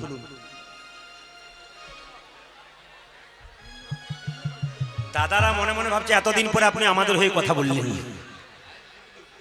2-4 জন যখন হাত তুলছে, যারা ডবল এসছে তারা তাকাচ্ছে আমাদেরটা তুলছে কিনা দেখি। এই দিয়ে দেখেন, সকালবেলায় ঘুম থেকে উঠে যে স্ত্রী তার স্বামীকে প্রণাম করে তাকে সতী নারী বলে। আপনারা এক কাজ করবেন, আজকে কীর্তন শুনে কালকে সকালবেলায় সবাই স্বামীকে প্রণাম করবেন। আর দাদা ভাইরা সব পাগুলো একটু ধুয়ে মুছে শোবে না, কাল সকালে প্রণাম হবে। আচ্ছা আচ্ছা, আস্তে আস্তে। সতী নারী যারা হয় তাদের সঙ্গে স্বামীর সঙ্গে কি সম্পর্ক থাকে একটু ভেঙে বুঝিয়ে দিই। আপনার স্বামী আপনার কে? একটা একটা করে বলবো, হ্যাঁ দেবেন, এরা বলবে না। আপনার স্বামী আপনার বাবা হয়? তাই আবার হয়? 2-4 জন বলছে যে হয়। আপনার স্বামী আপনার গুরু হয়? এটা মাঝে মাঝে 2-4 জন বলছে কি হয়, ওটা ঘরে গেলে বুঝবেন, এখন কিছু বুঝবেন না। আচ্ছা আপনার স্বামী আপনার দেবতা হয়? আপনার স্বামী আপনার ভাই হয়? এটা সময় সময় হয়। আপনার স্বামী আপনার ছেলে হয়? বলে যা বলবেন বলবেন, ছেলে বলবো কি করে? শাস্ত্র বলছে হয়। এই যে মেয়েদের যখন বিয়ে হয় না, অন্ন জোগাড় করে কে বলুন? বাবা না কে? জোরে বলুন। বাবা। যখন মেয়ের বিয়ে হয়ে গেল, অন্ন জোগাড় করলো কে? তার স্বামী। স্বামী তখন অন্নদাতা। জোরে বলুন। মায়েরা, ভগবান শ্রীকৃষ্ণের মাথায় কি দিয়ে সাজালো? জোরে বলবেন। মাথায় কোন পাখির পুচ্ছ থাকে? একটু জোরে বলবেন। কোকিলের। আমি কানে একটু কম শুনি, জোরে আমারটা ভাসিয়ে দিও না ভাই, বারবার বলছি, রিভাব দেবেন আমারটা। যায়নি তাই। ভগবান শ্রীকৃষ্ণের মাথায় কোন পাখির পুচ্ছ থাকে? জোরে বলুন। আচ্ছা ময়ূরটা পূর্বজন্মে কে ছিল একটু বলি। ত্রেতা যুগে রামচন্দ্র 14 বছরের জন্য বনবাসে গেল, সীতাকে হারালো। সীতাকে যখন রাবণ নিয়ে চলে যাচ্ছে, তখন দেখবেন একটা পাখি বাধা দিয়েছিল। ওই পাখিটার নাম কি? আমি কীর্তন না করলে হতো, আপনারা তো সব জানেন। জটায়ু পাখি। আস্তে। এই জটায়ু পাখিটা ডানা যখন কাটলো, জটায়ু ছটফট ছটফট করে কাঁদছে, এবার মরে যাবে। রাম এসে বলল, জটায়ু কে তোর এই অবস্থা করেছিল? জটায়ু কেঁদে কেঁদে বলল, প্রভু আমার মাকে আমি রক্ষা করার চেষ্টা করলাম কিন্তু পারলাম না। জটায়ু কেঁদে কেঁদে বলছে, প্রভু আমি মরে যাব, মৃত্যুর আগে একটা জিনিস চাই। কি? এইদিকে তাকাবেন। আপনার যদি কেউ মারা যান, মৃত্যুর আগে কি চাইবেন? মৃত্যুর আগে কি চাইবেন বাবা? ভগবানের চরণ চাইবেন না? সবাই বলবেন ভগবানের চরণ চাইবেন না? একটা পাখি ভগবানের চরণ চাইছে, আমরা পাচ্ছি না। দাদা ভাইয়েরা এতজন কীর্তন শুনছেন, আমি যেখান থেকে এসেছি আমার বীরভূম বাড়ি। যদি কোনোদিন আমাদের বাড়ি যান তাহলে আমাকে বলবেন যে দাদা ওই জায়গাতে নিয়ে চলুন। আমাদের বাড়ির সামনে একটা শ্রীপাঠ ময়না ডাল আছে। ময়না ডাল মানে জায়গাটার নাম ময়না ডাল। ওখানে মহাপ্রভু গেছিলেন। তো ওইখানে নিয়ম হচ্ছে যে প্রত্যেক দিন ভোগ হয়, প্রত্যেক দিন। আর জন্মাষ্টমীর সময় বিরাট করে উৎসব হয়, আপনারা চমকে যাবেন। উৎসবটা হয়, উৎসবটা যখন হয়, যখন অন্ন দেওয়া হয় পাতায় পাতায়, তখন চারিদিকে তাকিয়ে দেখবেন কোথাও কুকুর নাই। যখন দেখবেন পরমান্নটা আপনার পাতায় পড়বে, তখন কোথা থেকে কুকুর এসে আপনার পাতাটা তুলে নিয়ে চলে যাবে। আপনি যখন অন্ন পাবেন না, অন্ন সবজি টবজি ডাল টাল পাবেন, তখন কোথাও কুকুর নাই। কিন্তু যখনই আপনি পরমান্ন মানে পায়েসটা মহাপ্রভু দেবে, তখন যে তাড়াতাড়ি মুখে না নিন, তখন দেখবেন ও পাতাটা তুলে নিয়ে পালিয়ে যাবে মুখে করে টেনে। একটা কুকুর পর্যন্ত অপেক্ষা করছে মহাপ্রভু পরমান্নটা কখন পাবো। আর আমরা মানুষগুলি জন্মগ্রহণ করে কীর্তন শুনতে গিয়ে 3 ঘন্টার কীর্তন শুনতে বসলে 6 বার আমাদের উঠতে হয়। আর সেই কুকুরগুলো ঘন্টার পর ঘন্টা বসে আছে ঝোপে, বুঝতে পেরে যায় কখন পরমান্ন পায়েসটা দিচ্ছে, তখন ছুটে আসে। আমরা কি করলাম? ওদের কাছ থেকে শিক্ষা আছে আমাদের।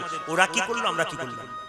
বৃন্দাবনে আপনি যান, চিৎকার করে রাখবেন কানাই হরি কানাই রে। দেখবেন, আপনারা দেখবেন কি অবস্থায় বৃন্দাবনে গাভীগুলো দেখবেন ঘাস খাচ্ছিল, তো এদিক ওদিক তাকাবে। তার মানে কি? এতদিন পরে কানাইয়ের নাম কে শোনালি রে? যে আমায় কানাইয়ের নাম শোনালি, সে জামাই বিনামূল্যে কিনে নিলি। গাভীগুলো বৃন্দাবনে পর্যন্ত কানাইয়ের নাম শুনলে এখনো ঘাস খাওয়া ছেড়ে দেয়। আর আমরা হরি নাম শুনতে গিয়ে আমাদের কত কষ্ট হয়। আমরা গোবিন্দ পাবো কি করে? কিছু করবেন না, পাবেন কি করে? কত যোগী মুনি ঋষি কতদিন ধ্যান করেছে, তারপর ভগবানকে পেয়েছে। আর আমরা 3 ঘন্টা 4 ঘন্টা বসতে গিয়ে আমাদের কত কষ্ট, আমরা পাবো কি করে? এই জন্য আপনাদের মাথায় রাখতে হবে, ধৈর্য যার ভগবান তার, ধৈর্য যার নাই ভগবান তার নাই। একটু মন দিয়ে যে জায়গাতে ছিলাম বাবা, তাহলে জটায়ু পাখিটা কেঁদে কেঁদে বলল, প্রভু রাম, আমি তো মরে যাব, মৃত্যুর আগে যেন তোমার কাছে নিবেদন রইল, জন্মে জন্মে তোমার সঙ্গ লাভ করতে পারি। রামচন্দ্র বলে উঠল, ওরে জটায়ু, এই যুগে তো তুই জটায়ু হলি, পরের জন্মে তুই ময়ূর পাখি হবি, তোকে আমি মাথায় রাখবো। আচ্ছা বাবা, জটায়ুকে কোকিল করলো না কেন, কাক করলো না কেন, ময়ূর কেন করলো? এইদিকে তাকাবেন। আপনারা তো অনেক কথা বললেন আগে থেকে, এবার বলুন তো, জটায়ুকে কেন কোকিল করলো না, কাক করলো না, ময়ূর করলো? কেন কৃষ্ণ ময়ূরের পাখাটা পুচ্ছটা মাথায় নিল? একটা যুক্তি আছে, কি? ময়ূর ময়ূরী মিলন করে না, কিন্তু বাচ্চা হয়। আপনার প্রশ্ন করবেন, এই জগতে কোন জীব মিলন না ছাড়া বাচ্চা হয় না, কিন্তু ময়ূর ময়ূরী জীবনে কোনোদিন মিলন করে না, কিন্তু বাচ্চা হয়। প্রশ্ন করবেন কি করে হয়? এটাই তো আশ্চর্যের ব্যাপার, বিজ্ঞান পর্যন্ত হেরে গেছে। বলে কিরকম না, ভাদ্র মাসে ময়ূর পেখম তুলে নাচে, আর নাচতে নাচতে মাটিতে বীর্য স্খলিত হয়, আর সেই বীর্য যখন হাওয়াতে উড়ে যায় মুড়ির মতো ছোট ছোট আকার ধারণ করে, আর ময়ূরী ওগুলোকে মুড়ি ভেবে খেয়ে নেয়, তারপর ডিম হয়, তারপর বাচ্চা হয়। এই জন্য ময়ূর ময়ূরী মিলন করে না, সঙ্গম করে না, অথচ তাদের বাচ্চা হয়। ভগবান মাথায় নিয়ে জগৎকে শিক্ষা দিল, রে জগৎ, ময়ূর ময়ূরীর যেমন কাম বাসনা নাই, আমার প্রেমের মধ্যে কোনো কামনা নাই, বাসনা নাই, আমার মতো প্রেম যে করবে একমাত্র সেই গোবিন্দ চরণে লাভ করবে। এবার প্রশ্ন আসবে, আপনারা বলুন, ময়ূর পুচ্ছটা ভগবানের ডান দিকে থাকে না বাঁ দিকে থাকে? জোরে বলবেন, ভেবে বলবেন, কোন দিকে থাকে? ভগবান শ্রী, এদিকে তাকাবেন, ভগবান শ্রীকৃষ্ণের ছবিটা কেমন? বাঁ দিকে। ময়ূর পুচ্ছ বাঁ দিকে থাকে। বাঁ দিকে রইল কেন? সোজা রইল না কেন? ডান দিকে রইল না কেন? তত্ত্ব আছে। কি তত্ত্ব? শুনে রাখুন। বাড়িতে অনেকগুলো মেয়ে থাকলে ঝগড়া হয় না? আমি কাজ করে করে মোটবার বসে বসে টিভি দেখবে, ভেবেছে দেখবে, ঝগড়া হয় না? গোবিন্দের শরীরে যারা আছে তারাও ঝগড়া করছে। ময়ূর পুচ্ছ নূপুরকে বলছে, নূপুর তুই হলি ছোট লোক, আমি হলাম বড় লোক, আমি গোবিন্দের মাথায় থাকি, আমি বড় লোক, আর তুই নূপুর গোবিন্দের চরণে থাকিস, তুই ছোট লোক। নূপুর তখন কেঁদে কেঁদে বলে, ওরে ময়ূর পুচ্ছ, কে ছোট লোক কে বড় লোক তার বিচার তুই করলে হবে না। দুজনের মধ্যে ঝগড়া হলে মাঝে একজন থাকে, তার নাম কি? মধ্যম। তাহলে নূপুর আর ময়ূর পুচ্ছর মাঝে একজন কে থাকে? বাঁশি। বাঁশি কেঁদে কেঁদে বলল, রে ময়ূর পুচ্ছ, এই জগতে যত সাধু গুরু বৈষ্ণবী আছে, তারা তো কোনোদিন গোবিন্দের মাথায় থাকতে চায় না। মায়েরা বলুন তো, গোবিন্দের বদনটা পছন্দ করেন না চরণটা পছন্দ করেন? জোরে বলবেন আপনারা। আচ্ছা, কেন বদন পছন্দ করেন না? কালো বলে পছন্দ হয় না নাকি? বলে না না, চরণ না ধরলে যে বদনে পৌঁছানো যাবে না গো। কেমন প্রেম দেখুন। ময়ূর পুচ্ছ কেঁদে কেঁদে বলছে, নূপুর, এই জগতে যারা ওপরে থাকে তারা কি করে কৃষ্ণ প্রেম বুঝতে পারে? এই জগতে যারা অভিমানের মঞ্চে বসে থাকে যারা শুধু আমার আমার করে অহংকারের মধ্যে মত্ত হল, নিজেকে ছাড়া কাউকে চিনতে পারল না, তারা গোবিন্দ চিনবে কি করে?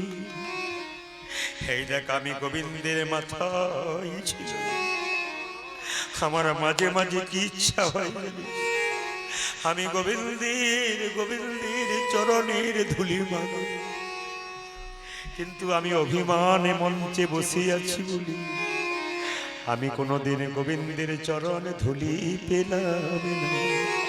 দেখুন কত প্রেম, দেখুন এই জায়গাটাতে। মৌর পুচ্ছ বলছে নুপু, যেদিন গোবিন্দ গোচরণ থেকে নিচে নিচে আসবে, তুই তো প্রতিদিন গোবিন্দের চরণ ধুলোতে স্নান করিস, যদি হও নিচু তবে পাও কিছু, আমি সোজা ছিলাম এবার নিচু। যেদিন গোবিন্দ গোচরণ থেকে ফিরে আসবে, আমি বাম দিকে হেলে থাকবো, আর তুই কি করবি জানিস? তুই দিবি দিবি ধোলা ওরাই দি। আপনারা যারা ভগবানকে দেখতে চান, আজ আমি কথা দিলাম আপনারা হাত তুলবেন, আমি আজকে আসরে দাঁড়িয়ে কথা দিলাম যারা ভগবান দেখতে পাবেন। কে কে ভগবান দেখবেন হাত তুলুন, প্রদীপ পাল আজকে ভগবান দেখাবে, হাত তুলুন। বাহ বাহ, যারা দাঁড়িয়ে আছে তারা মনে মনে ভাবছে কত বেটা এলো গেল, কেউ দেখাতে পারো না, তুমি কি দেখাতে হবে? আচ্ছা ভগবান দেখবেন বলে যারা হাত তুলেন, ভগবান কি আমার ঘরের ছেলে যে আপনাদের কাছে পাঠিয়ে দেবো? তাহলে হ্যাঁ, তাহলে আপনারা প্রশ্ন করবেন যে ভগবান দেখাবো বলে আসলে এত এত লোকের সামনে বললেন কেন? ভক্তের সামনে দেখাবো, দেখাতে হবেই। হ্যাঁ আমি দেখাবো, এমনি ভগবান দেখা যায় না। কেন বলুন তো? যে ছেলেটা সারা বছর পড়াশোনা করলো না, মাস্টারমশাই জানে সে পরীক্ষাতে পাস করবে, তাকে তো রীতিমতো পড়াশোনা করতে হবে, তো পরীক্ষায় পাস করবে। আপনি কোনোদিন ভগবানকে ডাকলেন না, আজকে হুট করে বললেন ভগবান দেখবো, তা বললে তো হবে না। ভগবান দেখবেন, কোথায় ভগবান আছে? মন্দিরে নাই। মন্দিরে ভগবান আছে, তার হাত আছে কিন্তু নড়ে না, বলুন নড়ে কিনা? মন্দিরে ভগবানের পা আছে, বলুন চলে কিনা? মন্দিরের মুখ আছে, ভগবানের খাই না। মন্দিরে ভগবানের চোখ আছে, দেখে না। মন্দিরে ভগবানের কোমর আছে, দুলে না। তাহলে ভগবানকে মন্দিরে যান কেন? উপাসনা করেন, ওখানে বাসনা দূর হয়। ভগবান বলল আমাকে দেখার চেষ্টা করো না, আমার সৃষ্টির দিকে তাকিয়ে দেখো কোথায় আমি আছি। বলে কোথায়? ছোট ছোট গাছ তার বড় বড় ফল, আর বড় বড় গাছ তার ছোট ছোট ফল। যারা হাত তুললেন ভগবান দেখবো বলে, তারা একটা কাজ করবেন, তবে ভগবান দেখবেন। এরপর হাত তুললে বলবো হ্যাঁ আপনারা ভগবান দেখতে পাবেন। কাল সকাল থেকে সন্ধ্যে পর্যন্ত যে যে জলে ডুবে থাকতে পারবেন তারা ভগবান দেখবেন। হাত তুলুন কে কে জলে ডুবে থাকবেন। বলছে মাথা খারাপ, বিনা পয়সায় কীর্তন শুনছি, তোমার ভাগ্য ভালো। এই যে মায়েরা, ভগবান দেখবেন কি কাল সকাল থেকে সন্ধ্যে পর্যন্ত যে যে জলে, না না আমি একবার বলেছি ইন্দারার জল, একবার বলেছি পুকুরের জল, একবার বলেছি নদীর জল, না না, কাল সকাল থেকে সন্ধ্যে পর্যন্ত যে যে নয়ন জলে ডুবতে পারবে একমাত্র ভগবানকে সেই দেখতে পারবে। ভগবান কি বললেন? আমার সৃষ্টির দিকে, যুক্তিগুলো দেখবেন, যুক্তিগুলো দেখবেন, এক একটা যুক্তি দেখবেন। আমার সৃষ্টির দিকে তাকিয়ে দেখো আমি আছি, ছোট ছোট গাছ তার বড় বড় ফল, আর বড় বড় গাছ তার ছোট ছোট ফল। মায়েরা দাদা ভাইরা বলুন, একটা কুমড়ো গাছ, তার ফলের ওজন কত? কুমড়ো তো আপনারা লাগান, ডিংলে লাগান না কুমড়ো, কত কত ওজন কত? 5 কেজি, 10 কেজি, 15 কেজি, 20 কেজি। কিন্তু একটা বড় গাছ, বট গাছ, তার ফলের ওজন কত? 5 গ্রাম, 7 গ্রাম, 10 গ্রাম। তাহলে বটের ফলটা কত বড় হওয়া উচিত? 50 কেজি, 1 কুইন্টাল। তাহলে বটের ফলটা ছোট করলো কেন?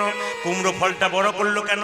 বটের ফলটা ছোট করেছে কেন? শুনে রাখুন, ভগবান মনে মনে ভাবছে গ্রীষ্মকালে, গরমকালে, প্রখর রোদ্রের তাপে আমার ভক্তরা যখন গুণগান গাইতে গাইতে বট গাছের নিচে আশ্রয় নেবে, আমি যদি বটের ফলটা এত বড় করে দিই, চাপা পড়ার ভয়ে ভয়ে ভয়ে কেউ বসবে না, আমার নামও করবে না, ওই জন্য বটের ফলটা ছোট করে দিই। যুক্তিগুলো দেখবেন। একজন রাখাল বালক গরু চড়াতে গিয়ে এরকম করে বসে আছে গাছের উপর, মনে মনে ভাবছে ভগবান তোমার কোনো বিচার নাই, এত বড় গাছ আর এইটুকু ফল। বলতে বলতে একটা ফল নাকের উপরে পড়ে যাচ্ছে, মনে মনে ভাবছে ভাগ্যে ফলটা বড় হয় না, না নাক মুখ চোখ আমার সব ভেঙে যেত। তাহলে ভগবানের বিচার আছে বাবা। আবার কি বললো দেখুন, ছোট্ট জোনাকি বোকা দেখতে তারে কালো, বলো দেখি তার পেছনে কে দিয়েছে আলো, এ তো তারই কৃপা। যুক্তিগুলো দেখবেন। প্রজাপতি কত জাতি, কত জাতের ফুল, বলতে পারো এত সুন্দর সৃষ্টি সৃষ্টি কি মামো। ও মায়েরা, মায়ের স্তন দুগ্ধে আমি, আমার কথা নয় ভুল, বিজ্ঞান তৈরি করতে পারে না অরিজিনাল চুল। বলুন পারে অরিজিনাল চুল তৈরি করতে? বসে শুনুন যত ভক্ত, বিজ্ঞান তৈরি করতে পারে না অরিজিনাল রক্ত। তাহলে ব্লাড ডোনেশন কেন্দ্র তৈরি হতো না যদি অরিজিনাল রক্ত তৈরি করতে পারত। আবার দেখুন মায়ের স্তন দুগ্ধে বাচ্চা যখন চুমুক দেয় তখন দুধ বেরিয়ে আসে। বিজ্ঞানীরা মনে মনে ভাবলো আমরা সিরিঞ্জ দিয়ে দুধ বের করে নেব। একই মুখে বাচ্চা মুখ দেয়, সেখানে দুধ বেরোয়, ওখানে সিরিঞ্জ দেখালো কিন্তু দুধ বেরোল না, রক্ত বেরিয়ে। ওই জন্য দেখবেন বিজ্ঞানীরা অনেক অহংকার করে বলে, আরে ডাক্তার দেখবেন আপনাদের মেদিনীপুরের ডাক্তার নয়, বীরভূমের ডাক্তার নয়, অনেক ডাক্তার আছে চিৎকার করে বলে, আরে বাবা আমি তো সব ভালো করে দেবো, কোনো চিন্তা নেই। সেই ডাক্তারের কাছে আমার প্রশ্ন, তুমি তো কারো কান খারাপ হয়ে গেলে ইয়ারফোন দাও, কারো চোখ খারাপ হয়ে গেলে চশমা দাও, কারো দাঁত ভেঙে গেলে দাঁত দাও, কারো হার্টের ভাল্ব নষ্ট হয়ে গেলে ভাল্ব দিয়ে দাও। সেই ডাক্তারের কাছে আমার প্রশ্ন, কোনো মানুষের যদি চরিত্র খারাপ হয় কোনো ওষুধ ইনজেকশন আছে কিনা? আছে? আছে?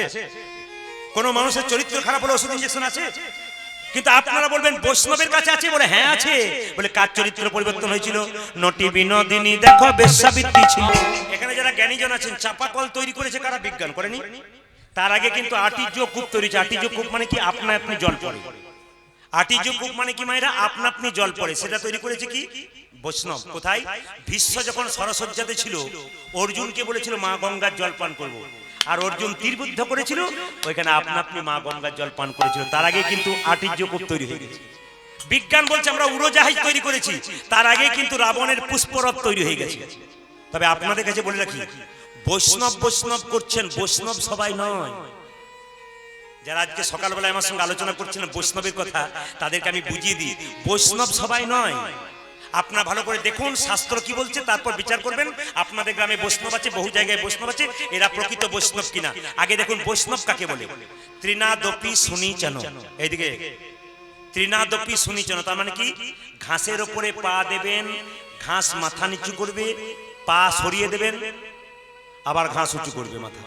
কিন্তু বৈষ্ণবকে আপনি হাজার কথা বলবেন, যিনি প্রকৃত বৈষ্ণব তিনি ওই যে মাথাটা নিচু করে দেবেন আর উঁচু করবেন না, এরকম আছে আপনাদের, তাহলে উনি বৈষ্ণব, নইলে নয়। দ্বিতীয় কি? তররিব সহিষ্ণুনা, গাছকে যখন কাটবেন, গাছ যতক্ষণ না মাটিতে পড়বে ততক্ষণ ছায়া দেবে, ফল দেবে। বৈষ্ণবকে আপনি হাজারবার আঘাত করুন, যতক্ষণ না মাটিতে পড়বে ততক্ষণ কৃষ্ণ নাম সে ছাড়বে। আর বৈষ্ণবের লক্ষণ কি বলছে? কি? তররিব সহিষ্ণুনা, অমানিন মান দেন। যেমন আপনাদের বিষ্ণুপুরের রাস্তাতে কোন একজন ব্যক্তি পড়ে আছে, কুষ্ঠব্যাধি, ছটফট ছটফট করছে, আর কুষ্ঠের পুঁজ রক্তের গন্ধ করছে, আপনি আমি সবাই নাকে কাপড় চাপা দিয়ে চলে গেলাম। কিন্তু যিনি পরম বৈষ্ণব তিনি কি করবেন? বৈষ্ণব এসে বলবে, কোলে কোল দিয়ে বলবে, আরে এই জগতের কোনো ডাক্তার তো রোগ ভালো করতে পারে নাই, আমার সঙ্গে কোলে কোল দিয়ে একবার নিতাই গৌর হরি বল বল। ইনি হলেন বৈষ্ণব, বাকি কেউ নয়। এগুলো যদি, এই গুণগুলো যদি না থাকে, উনাকে বৈষ্ণব বলবেন না, একবার 100% বলবেন না। আর কি বললো? কীর্তনীয় সদাহরি, তিলক তুলসী মালা শিখাও কৌপিন, বহির্বাসে হরিনাম মুখে নিষিদিন। কৃষ্ণ ছাড়া কিছু নাই, দুটো গাল দিয়ে দিন, হরে কৃষ্ণ। আমাদের এলাকাতে যত বৈষ্ণব আছে না, আপনাদের এলাকাতে অনেক ছেলে ঠাট্টা করে, ও বৈষ্ণব ওই ঝোলা নিয়ে কোথায় যাচ্ছ? কতগুলো হলো আজকে? চ্যাংরা সেগুলো ঠাট্টা করে, কতগুলো হলো? তখন কি বলে জানে? হরে কৃষ্ণ বাবা, ভালো আছো? জয়নি তাই, জয়নি তাই। এত ঠাট্টা করছে, তা বলছে বাবা তুমি ভালো আছো তো? জয়নি তাই, কৃষ্ণ কৃপা হোক তোমার, হরে কৃষ্ণ। আর আপনারা যদি বৈষ্ণব দেখেন যে যখনই বলে ঝোলাতে কত, তোর বাবার কি গেল, তোর বাবার কি গেল, বুঝে নেবেন ইনি বৈষ্ণব কোনোদিনই নয়। আপনাকে দেখতে হবে লক্ষ্য করে বৈষ্ণব কারা হয়। বলছে কি জানেন? সবার মুখে কীর্তন শুনে কোনো লাভ হবে না। কেন? বৈষ্ণবের মুখে কীর্তন শুনতে হবে। কেন? হাজার হাজার বটের ফল বট গাছে হয়, একটাও চারা বটের নিচে পড়ে বট ফলের একটাও চারা গাছ হয় না। সেটা পাখিতে খেয়ে ছাতের কান্নিসি দিয়ে পায়খানা করে, তবে তার থেকে চারা গাছ হয়। হাজার হাজার লোকের মুখে কীর্তন শুনলে হবে না, যতক্ষণ না বৈষ্ণবের মুখে মধুমাখা হরি নাম শুনবেন ততক্ষণ আপনার দেহে কৃষ্ণ প্রেমের বীজ রোপণ হবে। বাবা, একটা সোনার কলসি যতই দামি হোক, তাকে এক জায়গায় মাথা নত করতে হয়। কোথায় বলুন তো? গ্লাসের কাছে। আপনার যতই টাকা থাক, যদি প্রকৃত বৈষ্ণব হয় তার কাছে আপনাকে একবার মাথা নত করতে হবে। প্রকৃত বৈষ্ণব চিনে নিতে হবে, যাকে তাকে বৈষ্ণব বলা যাবে না। আচ্ছা, অনেক বৈষ্ণব বাবারা এখানে এসেছেন, কিছু মনে করবেন না, অপরাধ নেবেন না, মায়েরা এসেছেন। আচ্ছা বলুন তো, দেখবেন সব কাজ যখন আপনারা করেন, ধর্মীয় কাজ করেন, আর বৈষ্ণবরা দেখবেন গলায় একটা নিয়েছে উন্নি, এই উন্নিটা নিয়েছে। একজন বৈষ্ণব বাবা এখানে হাত তুলে বলুন তো, এই যে গলায় আপনারা উন্নিটা নিয়েছেন, আপনারা কেন নিয়েছেন? এতজন বৈষ্ণব বাবা আমার এসেছেন, কোটি কোটি প্রণাম আপনাদের চরণে। আপনারা একজন হাত তুলে বলুন তো, এই যে আপনারা এটা নিয়েছেন, এটা গলায় নিয়েছেন, এটার মানে কি?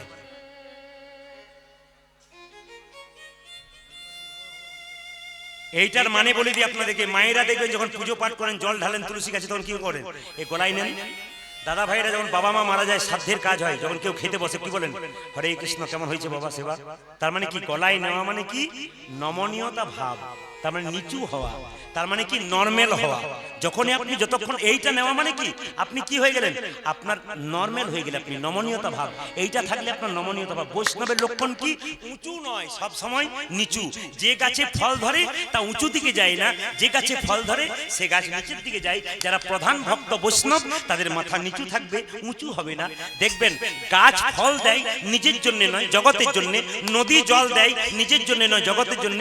বৈষ্ণব নাম দেয় নিজের জন্য নয়, সারা জগতের মঙ্গলে। এই জন্য বলি বাবা, এইদিকে তাকাবেন, দেখবেন অনেকে বাড়িতে কীর্তনিয়া দেখবে বাসা দেয় না। এই যে আমরা কীর্তন করতে যাই না, অনেকে দেখবেন বাড়িতে বলে, আর বলবেন না, আমার 20টা কুটুম এসে বসে আছে, আমি জায়গা দেবো কি করে? বিরাট বড় বাড়ি, কিন্তু খোল কোয়াতাল ঢুকতে পারে না। ওদের জন্য বলে রাখি, বাথরুম পায়খানা যতই মজাই করুন, ওখানে পায়খানা ছাড়া যেমন শোয়ার বিছানা তৈরি হয় না, গাড়ি বাড়ি যতই মজাই করুন, ওখানে ইন্দ্র সেবা হয়, কিন্তু গোবিন্দের সেবা কোনোদিন হয় না। ওই জন্য আপনাদের কাছে নিবেদন রইল, বৈষ্ণবের বস কৃষ্ণ সর্বশাস্ত্রে কয়, এই সব জানিলহ বৈষ্ণবের আশ্রয়। আপনি হাটে গেছেন, একটা গাভী কিনেছেন, গাভীটা কেনার পর আপনি বাড়ি আনছেন, গাভী আর বাছুরটাকে কোনো মতেই গাভীটা আসছে না, দড়ি ধরে টানছেন। কি করলে গাভী আসবে? বাছুরটাকে কোলে করে এগিয়ে যান, গাভীকে ডাকতে হবে না, গাভী বাছুরের পেছন পেছন আপনার ঘর আসবে। ঠিক সেরকম ভগবানকে ডাকার জন্য মন্দিরে যাবেন, ঠিক কথা, আগে বৈষ্ণবের চরণ ধরুন, চরণ ধরলে আপনাকে ভগবানকে ডাকতে হবে না, বৈষ্ণবের চরণ ধরলে ভগবান আপনার পেছন পেছন। এই জন্য আপনার সবাই মিলে প্রেম সে আমার সঙ্গে এই গানটা গাইবে। কাজ প্রত্যেক দিন তুলসী মঞ্চে 1 ঘটি করে জল দেবেন। এখানে অনেকে প্রশ্ন করেছিল তুলসী মঞ্চ কোন দিকে হয়। কালকে আমাকে খাতাতে অনেক রকম প্রশ্ন বা কাগজে পাঠিয়ে দিয়েছি, উত্তরগুলো একটু দিই, নইলে ক্ষোভ হতে পারে। অনেক কাগজ আমার সামনে এসছে, কীর্তন এসেছে। জসমিন দেশে জদাচারী। আমি যখন বীরভূম থেকে আপনাদের এখানে কীর্তন করতে আসি, আমাদের বীরভূম চলে যান, বাঁকুড়া চলে যান, পুরুলিয়া চলে যান, আপনি নদিয়া চলে যান, সব জায়গায় দেখবেন তুলসী মন্দির ডান দিকে ঢুকতে, কিন্তু আপনাদের মেদিনীপুরে বাঁ দিকে, আবার দেখবেন ক্যানিং সাইডে বাঁ দিকে। আসলে কি, যেখানকার বৈষ্ণবরা যেরকম নিয়ম দিয়েছে সেরকম ভাবে এগুলো তৈরি হয়েছে। এখন যেখানে যেমন আচার, কিছু কিছু জিনিস আছে আচার অনুযায়ী হয়, দেশ বিচারে কাজ হয়। যেমন ভাষাগুলো দেখবেন, আমাদের বীরভূমের ভাষা আলাদা, আপনাদের ভাষা, দেশ বিচারে আচার এবং বিচার হয়। এই জন্য তুলসী মন্দির আপনাদের বাঁ দিকে হয়, আপনাদের বাঁ দিকে হবে। কিন্তু আমাদের বীরভূম গেলে আপনার সবসময় দেখতে পাবেন সব ডান দিকে আছে। আপনার চমকে যাবেন, বলবেন এরা কি করে করলো? তাহলে ওখানকার বৈষ্ণবরা কি ভুল করলো? না, ভুল করেনি। আচার অনুযায়ী বিচার হয়। তুলসী গাছে জল দেবেন মায়েরা, কোনোদিন ভিজে কাপড়ে দেবেন না। এইদিকে দাদা ভাইরা, আপনার তুলসী মঞ্চে জল দেবেন, কিন্তু ভিজে কাপড়ে দেবেন না। গামছা পরে দেবেন, ধুতি পরে দেবেন, কিন্তু কোনোদিন ভিজে কাপড়ে দেবেন। একটা। দ্বিতীয় কি, মায়েরা যখন তুলসী মঞ্চে জল দেবেন, জলটা দেবার সময় দাদা ভাইরা সবাই জলটা দেবার সময় এখানে হাতটা রেখে হরে কৃষ্ণ কৃষ্ণ কৃষ্ণ হরে হরে, হরে রাম রাম রাম হরে হরে, এই মন্ত্র বলতে বলতে জল দেবেন। জল দেওয়ার পর 3 বার তুলসী মঞ্চটা প্রদক্ষিণ করবেন, ঘুরবেন গলায় কাপড় নিয়ে। দাদা ভাইরা গামছা পরুন, একটা গলায় গামছা নিন, নিয়ে প্রদক্ষিণ করুন। কেন? আপনি আচরি ধর্ম অপরে শেখায়, আপনি আচর না আচরিলে অপরে শেখানো না যায়। প্রমাণটা দিয়ে দিই, আপনি যদি বাবা হয়ে না করেন, মা হয়ে না করেন, তবে আপনাকে ঠকতে হবে। কেমন ঠকতে হবে? আমি কয়েকদিন আগে এক জায়গায় গান করতে গিয়েছিলাম, একজন ভদ্রলোক বললেন, প্রদীপ বাবু আমার বাড়ি একবার যাবেন? বললাম কেন? আমার মা খুব অসুস্থ, ইউটিউবে আপনাকে প্রচুর দেখেছে, একবার দেখতে চাই, উনি আসতে পারবেন না আসর, একবার চলুন। বললাম চলুন তাহলে একবার মাকে দেখা করে আসি। তো মাকে যখন দেখা করতে গেলাম, আপনারা অবাক হয়ে যাবেন, উনি লম্বা হয়ে বসলেন নিচে, আমাকে একটা চেয়ার দিলেন, মাকে দর্শন করলাম, প্রণাম করলাম, অনেক বয়স্ক মা। তারপর আমাকে কি করলেন, 1 কাপ চা দিলেন। চাটা যখন খাচ্ছি, ওই ভদ্রলোক একটা ছেলে ক্লাস 9-এ পড়ে, ও দৌড়াদৌড়ি করতে করতে হঠাৎ বাবার পায়ে পাটা লাগছে। পাটা লাথির মতো ঠিকই পালিয়ে গেছে, আর পাটা ঠিক গেছে তার বাবার পায়ে। সঙ্গে সঙ্গে বাবা বলছে, তোর লজ্জা করে না? দেখতে পাচ্ছিস কীর্তনিয়া বসে আছে আর আমার পায়ে পাটা ঠিকই চলে গেলি, প্রণাম কর, প্রণাম কর। ছেলে বলছে না, করবো না। আমরা আচ্ছা ছিল, বলছে না করবো না। বলে কেন করবে না? বলছে বাবা, পরশু তারিখে দাদুর পায়ে তোমার পাটা ঠেকলো, তখন প্রণাম করলে না, তুমি না করলে আমি করবো কি? আপনাদের কাছে নিবেদন রইল, যেমন শেখাবেন সেরকম হবে। ভালো শেখাবেন ভালো হবে, মন্দ শেখাবেন মন্দ। ওই জন্য আপনাদের বলে যাই খুব ভালো করে এই তত্ত্বগুলো শুনে রাখুন। তুলসী গাছে জল দেবেন, পশ্চিম দিকে মুখ করে জল আপনারা দেবেন। প্রশ্ন করবেন, পশ্চিম দিকে মুসলমানরা নামাজ পড়ে, ওইদিকে আল্লাহ নেই। এখানে দাদা ভাইরা অনেকে বলবেন ভগবান কোথায় নেই, সব জায়গাতে আছে। কিন্তু হিন্দু শাস্ত্র বলল কি, পশ্চিম দিকে মুখ করে জল দেবেন না। কেন দেবেন না? তত্ত্ব আছে, যুক্তি আছে। যুক্তি দেখবেন, বিচার করবেন, তার আগে বলবেন না। বলে কি না, পশ্চিম দিকে মুসলমানরা নামাজ পড়ে, ওদের কি ভগবান উত্তর দিকে নাই? না ওদের কি আল্লাহ দক্ষিণ দিকে নাই? না ওদের আল্লাহ পূর্ব দিকে নাই? তাহলে ওরা পশ্চিম দিকে নামাজ পড়ে কেন? একটাই কারণ, ওদের ওইদিকে শাস্ত্র বলছে কাবা মসজিদ আছে, ওটাকে লক্ষ্য করে নামাজ পড়ে। আর হিন্দুরা কেন পশ্চিম দিকে মুখ করে কাজ করবে না ভালো কাজ? একটাই কারণ, পূর্ব দিকে সূর্যদেব উদয় হয়, সূর্য আমাদের প্রধান দেবতা, তাই সূর্যকে পিছু করে হিন্দু কোনো ভালো কাজ করবে না।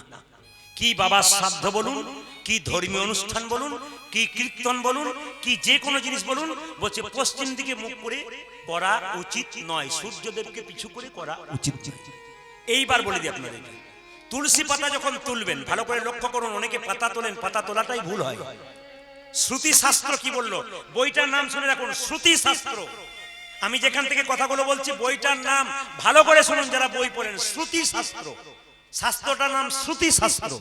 তাতে পরিষ্কার করে লেখা আছে, তুলসী পাতা যখন তুলবে ডালটা বাঁ হাতে ধরবে, আর পাতাটা এরকম করে তুলবে, একটা একটা করে, যেন পাতা ভেঙে না যায়, ডাল ভেঙে না যায়। যদি আপনি তুলসী পাতা তুলতে তুলতে পাতা ছিঁড়ে ফেলেন বা ডাল ভেঙে ফেলেন, তবে কৃষ্ণের অঙ্গে আঘাত করা হয়। এত সোজা নয়। তুলসী পাতা পুজো দেবেন আপনি গোবিন্দ সেবায়, আর টেনে ছিঁড়বেন, তুলসী গায়ে আঘাত দেবেন, গোবিন্দ সহ্য করতে পারবে? কৃষ্ণ প্রেয়সী তুলসী, যে তুলসী কৃষ্ণের প্রেয়সী, তাকে আপনি আঘাত করলে উনি মেনে নেবেন? উনি কোনো মতে ক্ষমা করবেন না। তবে হ্যাঁ, অনেকে তো বলবে ভুল করে ভেঙে যেতে পারে। হ্যাঁ, ভাঙতে পারে। আপনি এক কাজ করুন, হরে কৃষ্ণ মহামন্ত্র নাম করতে করতে আপনি তুলুন, তাতে যদি একটু ভেঙে যায়, কৃষ্ণের কৃপা হয়ে যায়, কোনো অসুবিধা হয় না। এতে তুলসী কোনোদিন রাগ করে না। এইবার বলে দিই আপনাদের, তুলসী পাতা যখন তুলবেন, তোলার পরে লক্ষ্য করুন আপনারা কোন কোন বার তুলসী পাতা তুলবেন। কালকে প্রশ্ন এসছে কি কি কি কি দিনে তুলসী পাতা তোলা উচিত নয়, একটা একটা করে জেনে নিন। রবিবার তুলবেন না, অমাবস্যার দিন তুলবেন না, পূর্ণিমার দিন তুলবেন না, সংক্রান্তির দিন তুলবেন না, দ্বাদশীর দিন তুলবেন না।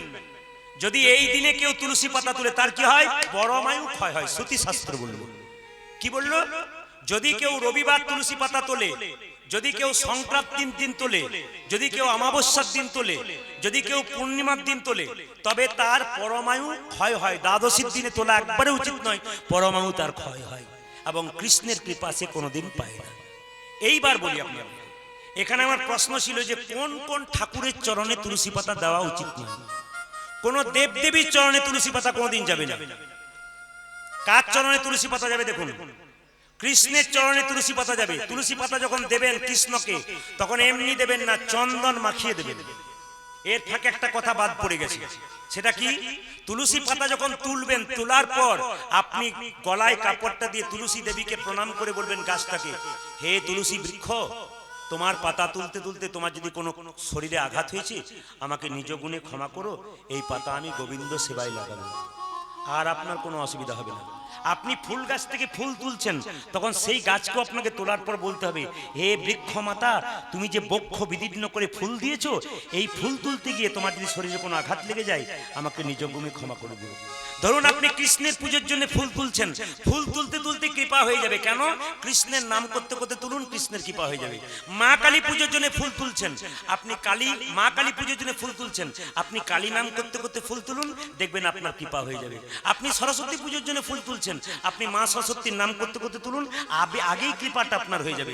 লক্ষ্মী পুজোর জন্য তুলছেন, আগে লক্ষ্মীর নাম করুন, আপনার কাজ হয়ে যাবে। তুলসী পাতা গোবিন্দ সেবায় দেবেন, কিন্তু গোবিন্দের পায়ে দেবেন। কেমন ভাবে দেবেন মায়েরা?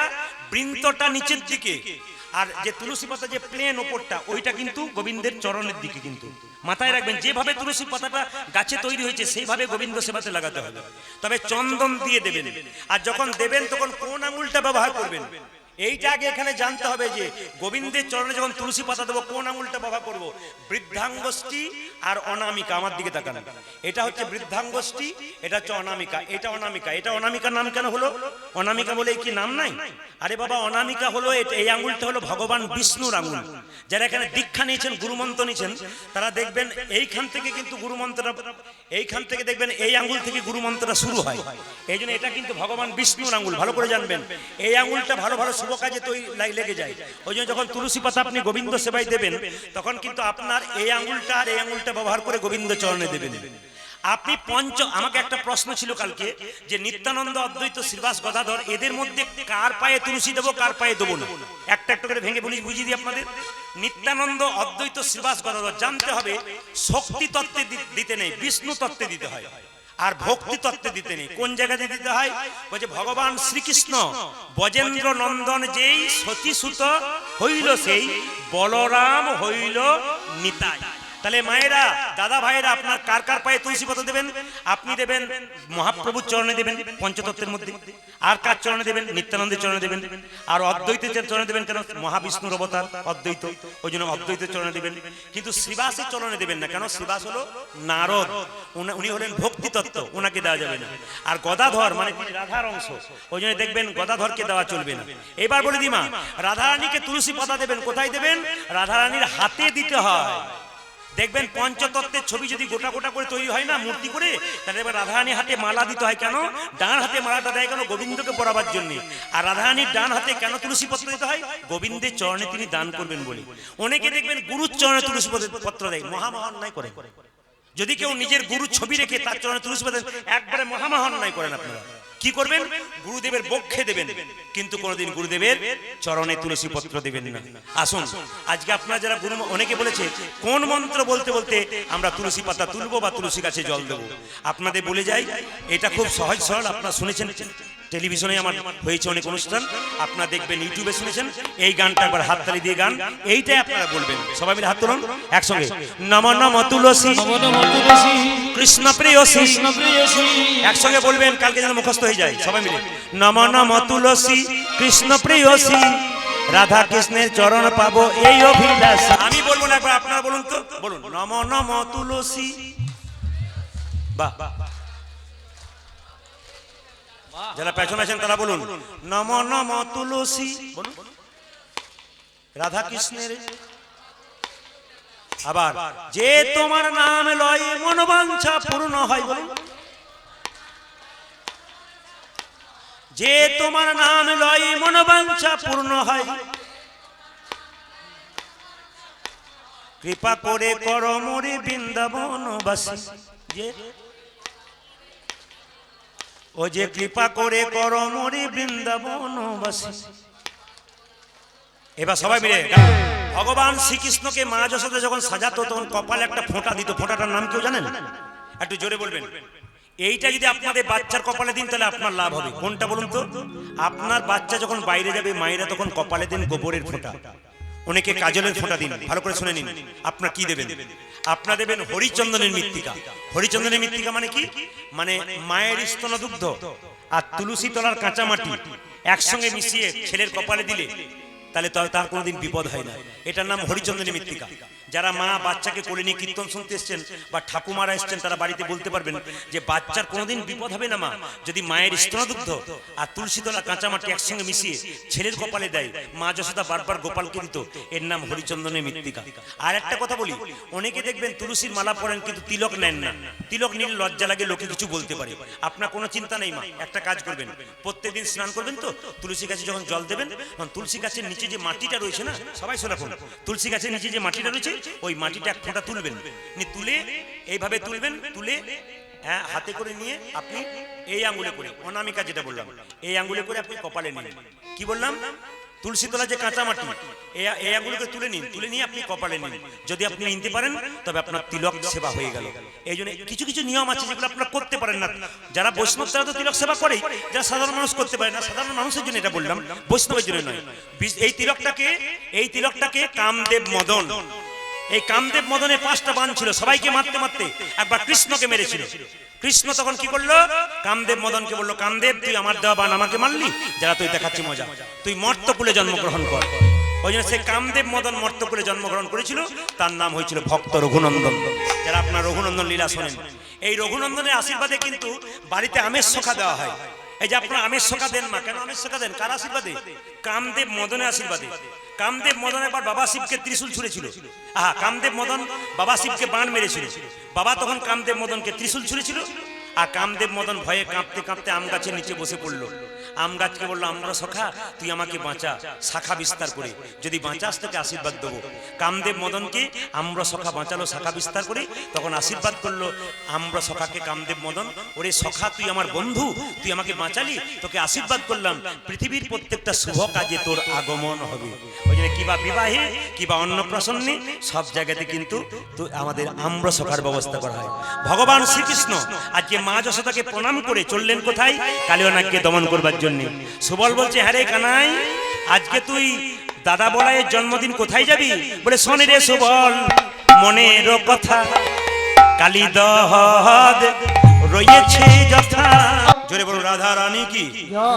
কাল আবার একটা প্রশ্ন এসেছিল, এখানে প্রশ্নটা আনবার জন্য আমি এই লাইনটা আনলাম, জায়গাগুলো তৈরি করলাম।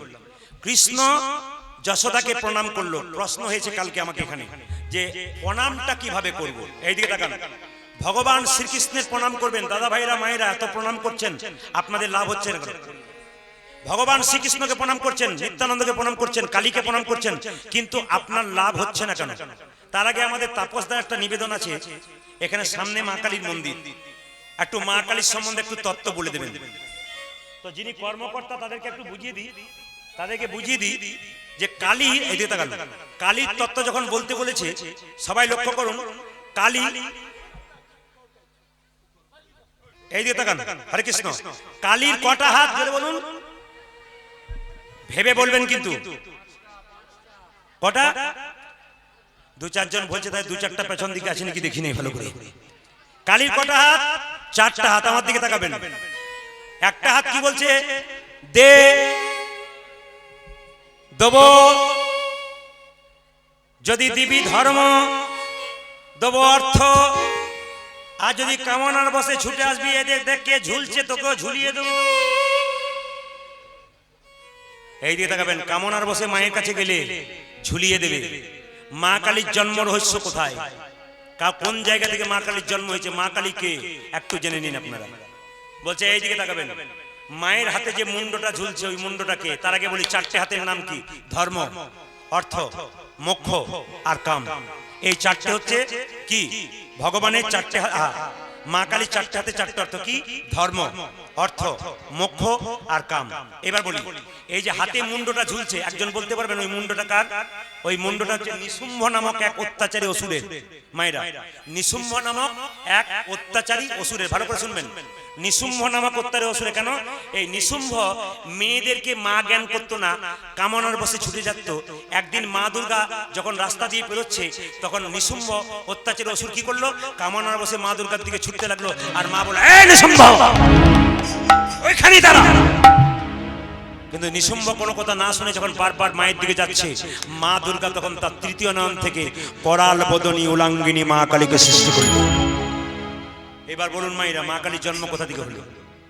মা দুর্গার 3 নম্বর নয়ন যেটা, এই দিয়ে তাকাবেন, মা দুর্গার যে 3য় নয়ন থাকে না, ওখান থেকে মা কালী উলাঙ্গিনী করাল বদনী খড়গধারিণী কি করলো? জন্ম নিয়েই নিশুম্ভের মস্তকটাকে ছেদন করল। আর ছেদন করে কি করলেন? রক্ত পান করলেন। কেন করলেন বুঝিয়ে দিই মায়েরা। রক্তটা মাটিতে পড়তে পারতো, পান করলো কেন? শ্রীগালকে দিল কেন? যে শ্রীগালটার মুখে রক্তটা রয়েছে ওই শ্রীগালটাকে, এই তত্ত্ব জানতে হবে। লক্ষ্য করুন, মা কালী মুখে রক্ত পান করলো কেন? শ্রীগালকে দিল কেন? জানে অসুরের রক্ত যত মাটিতে পড়বে তত অসুরের সৃষ্টি হবে। ওই জন্য মা কি করলেন? সেই রক্ত পান করলেন। তারপর কাকে দিলেন? শ্রীগালকে। শ্রীগালটাকে স্বয়ং মা যোগমায়া। বলে কেন বলুন তো? যখন কৃষ্ণকে তার বাবা নিয়ে যাচ্ছিল নন্দালয়ে, নদী পেরোচ্ছিল, তখন দেখবেন শিকালিনী রূপ ধারণ করে মা যোগমায়া এগিয়ে দেয়নি? ওই জন্য সে হলো মা যোগমায়া। তাহলে মায়েরা বলুন, মা কালীর জন্ম কার নয়ন থেকে? জোরে বলুন। দুর্গার নয়ন থেকে। এই দিকে তাকাবেন, বলে দিই, দুর্গার নয়ন থেকে। এইবার বলি, আমেরিকাতে দেখবেন বিবেকানন্দ গিয়েছিল, ভাষণ দিয়েছিল, এটা আপনারা যারা জ্ঞানীজন তারা জানেন। আর একজন গিয়েছিল, তার নাম কি? মহানামব্রত ব্রহ্মচারী। ডক্টর মহানামব্রত ব্রহ্মচারীর নাম যদি কেউ শুনেছেন, দেখবেন বিবেকানন্দের পরের স্থান সে যখন আমেরিকাতে ভাষণ দিচ্ছিল হিন্দু ধর্ম সম্পর্কে, আমেরিকার কতগুলো শিক্ষিত মেয়ে চিৎকার করে বলেছিল, এই যে মশাই, এই যে, চুপ করে শুনবেন আপনারা, এই যে, বলে কি, কার কথা বলছেন আপনারা? ভারতবর্ষের লোক আপনারা একজন উলঙ্গ নারীর পুজো করেন, উলঙ্গ মেয়েকে আপনারা পুজো করেন, এ আপনাদের কেমন পুজো? ছাড়ুন, আপনাদের ধর্ম শুনে কোনো লাভ নেই। একটা উলঙ্গ নারীকে যে পুজো করে, তার আবার ধর্মের কথা শুনে আমার কি লাভ আছে? কে বলেছিল? আমেরিকার মেয়েরা। সঙ্গে সঙ্গে ডক্টর মহানামব্রত ব্রহ্মচারী বলেছিল, মা এদিকে এসো। প্রথমে মাথা নিচু করেছে, তারপর মা এদিকে এসো। বলে কি? তুমি চুপচাপ শোনো আমার কথাগুলো, তারপর উত্তর দেবে। মেয়েরা সব বসে গিয়েছিল। মহানামব্রত ব্রহ্মচারী বলেছিল, শোনো, তুমি তো মা? বলে হ্যাঁ। তোমার বাচ্চা হয়েছে? বলে হ্যাঁ হয়েছে। কতদিন পেটে রেখেছিলে? মেয়েগুলো বলছে 10 মাস 10 দিন। আচ্ছা মা বলো তো, তুমি যে 6 মাসের বাচ্চাটাকে কোলে রেখেছো, কোলে রেখে স্তনদুগ্ধ পান করাচ্ছ, হঠাৎ দেখলে 10টা গুন্ডা এসে তোমার ছেলেটাকে কেটে ফেলে দিলে, তখন তুমি কি করবে? তোমার মেয়েটা বলছে, বাঁচাবো। কেমন ভাবে বাঁচাবে? বলছে, আমি জান প্রাণ দিয়ে বাঁচাবো। ডক্টর মহানামব্রত ব্রহ্মচারী বলল, ধরো ছেলেটাকে বাঁচাতে গিয়ে তোমার কাপড়টা খুলে গেলে, তুমি কাপড়টা পরবে না ছেলেটাকে বাঁচাবে? মেয়েটা বলে উঠলো, কেন? তখন আমার বসনের দিকে তাকাবো না, আমার ছেলের দিকে তাকাবো, ছেলে যেন বাঁচে।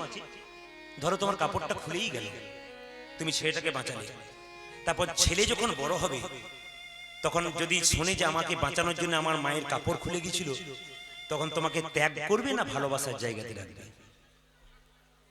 উত্তরটা শুনবেন। আপনারা বলুন, কি করবে? ত্যাগ করবে না ভালোবাসা ভক্তির জায়গায় রাখবে? কোনটা বলবেন? বাহ, এই যে আপনারা বলেন ভক্তির জায়গায় রাখবে, সঙ্গে সঙ্গে মহানামব্রত ব্রহ্মচারী বলছে, মা, রক্তবীজ অসুরের রক্ত যত মাটিতে পড়বে, আর অসুরের জন্ম হলে জগৎ জননী মায়ের সন্তান আমরা, আমাদেরকে শেষ করে ফেলবে বলে অসুরকে নিধন করার জন্য মায়ের কাপড় খুলে গিয়েছিল, তার জন্য কি আমরা মা কালীকে প্রণাম করব না, ভক্তি করব? সঙ্গে সঙ্গে মেয়েরা ডক্টর মহানামব্রত ব্রহ্মচারীর চরণে প্রণাম করে বলেছিল, বাবা অপরাধ হয়ে গেছে, ক্ষমা করে দিন। এইবার আপনাদের সামনে প্রশ্ন, বলুন তো মায়েরা, যদি মা দুর্গার এখান থেকে মা কালীর সৃষ্টি হয়, তাহলে মা দুর্গার স্বামী যদি শিব হয়, জোরে বলুন, কালীর স্বামী কে? ভেবে বলবেন কিন্তু। কালীর স্বামী কে? কালীর স্বামী হচ্ছে শিব। এইবার তাকান আমার দিকে, তাহলে মা কালী যার পায়ে যার বুকে পাটা দিয়েছে, মা কালীর সঙ্গে তার সম্পর্ক কি? জোরে বলুন। ভাসুর। দেখুন 7 কাণ্ড রামায়ণের পরে সীতারামের মা বলছে ভাসুর। এত শুনলেন নি ভাসুর? কি কি কি আসতে কে? হ্যাঁ, এই বাঁ দিকে ঠিক বলেছে, কি? স্বামী। আচ্ছা এদিকে আসতে শব্দ নয়। স্বামীর বুকে পা দিয়েছে কে? তার স্ত্রী। যখন পা দিয়েছে, তখন এক কীর্তন শেষে মেদিনীপুরে গান করছে, ওটা মেয়ে আমাকে এসে বলছে, দাদা, বলে কি স্বামীর বুকে পা দেওয়া যায়? তাতে আপনার কি গেল? না আপনি বলুন যাই, মই তো শুনলেন যে যাই, তা আপনার কি গেল? বলে আমার মাঝে মাঝে ইচ্ছা হয়। আপনার ইচ্ছা হয়? বলছে হ্যাঁ খুব ইচ্ছা হয়। বলে কেন ইচ্ছা হয়? বলছে প্রায় দিন রাত্রিবেলায় মদ খেয়ে আমাকে আমার মারধর করে না, নিজের লম্বা হয়ে পড়ে, আমার মনে হয় বুকটাতে পা দিত, কিন্তু দিতে পারি না। কেন? আজকে শুনলাম, এবার কাল রাত্রি থেকে দিয়ে দেবো। বললাম দিদি শুনুন, দেবেন অসুবিধা নেই, তার আগে একবার ডাক্তারকে পরীক্ষা করাবেন। কেন? হার্টের অবস্থা কেমন আছে, নইলে দিলেই নি। তাই ওই যে নিবেদন আপনাদের কাছে মায়েরা সবাই লক্ষ্য করুন, আজকে যে জায়গাতে আছেন, আজ একটা যখন মা কালীর মন্দিরের সামনে গান, একটু করজোরে বসুন, একটু আমি আমার সবাই মিলে একটু আমার ভক্তি জবা প্রেম সে একটু মায়ের চরণে দেব। কালীর মন্দিরে পাঠা দিন, মা কোনদিন পাঠা ছাগল খাই, জোরে বলুন হ্যাঁ না না? তাহলে দেখবেন শাক্ত যারা তারা দেয়, ভুল করে। বৈষ্ণব বলল মায়ের মন্দিরে ছাগ বলি দিতে নেই। ছাগ কি? ছাগ হলো ষড়রিপু, তার মানে কি?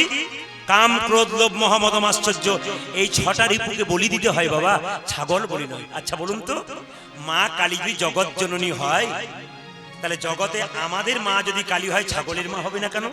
মা হয়ে কখনো ছেলের রক্তপান কোনদিন করতে পারি? একবারে পরিপূর্ণ ভুল।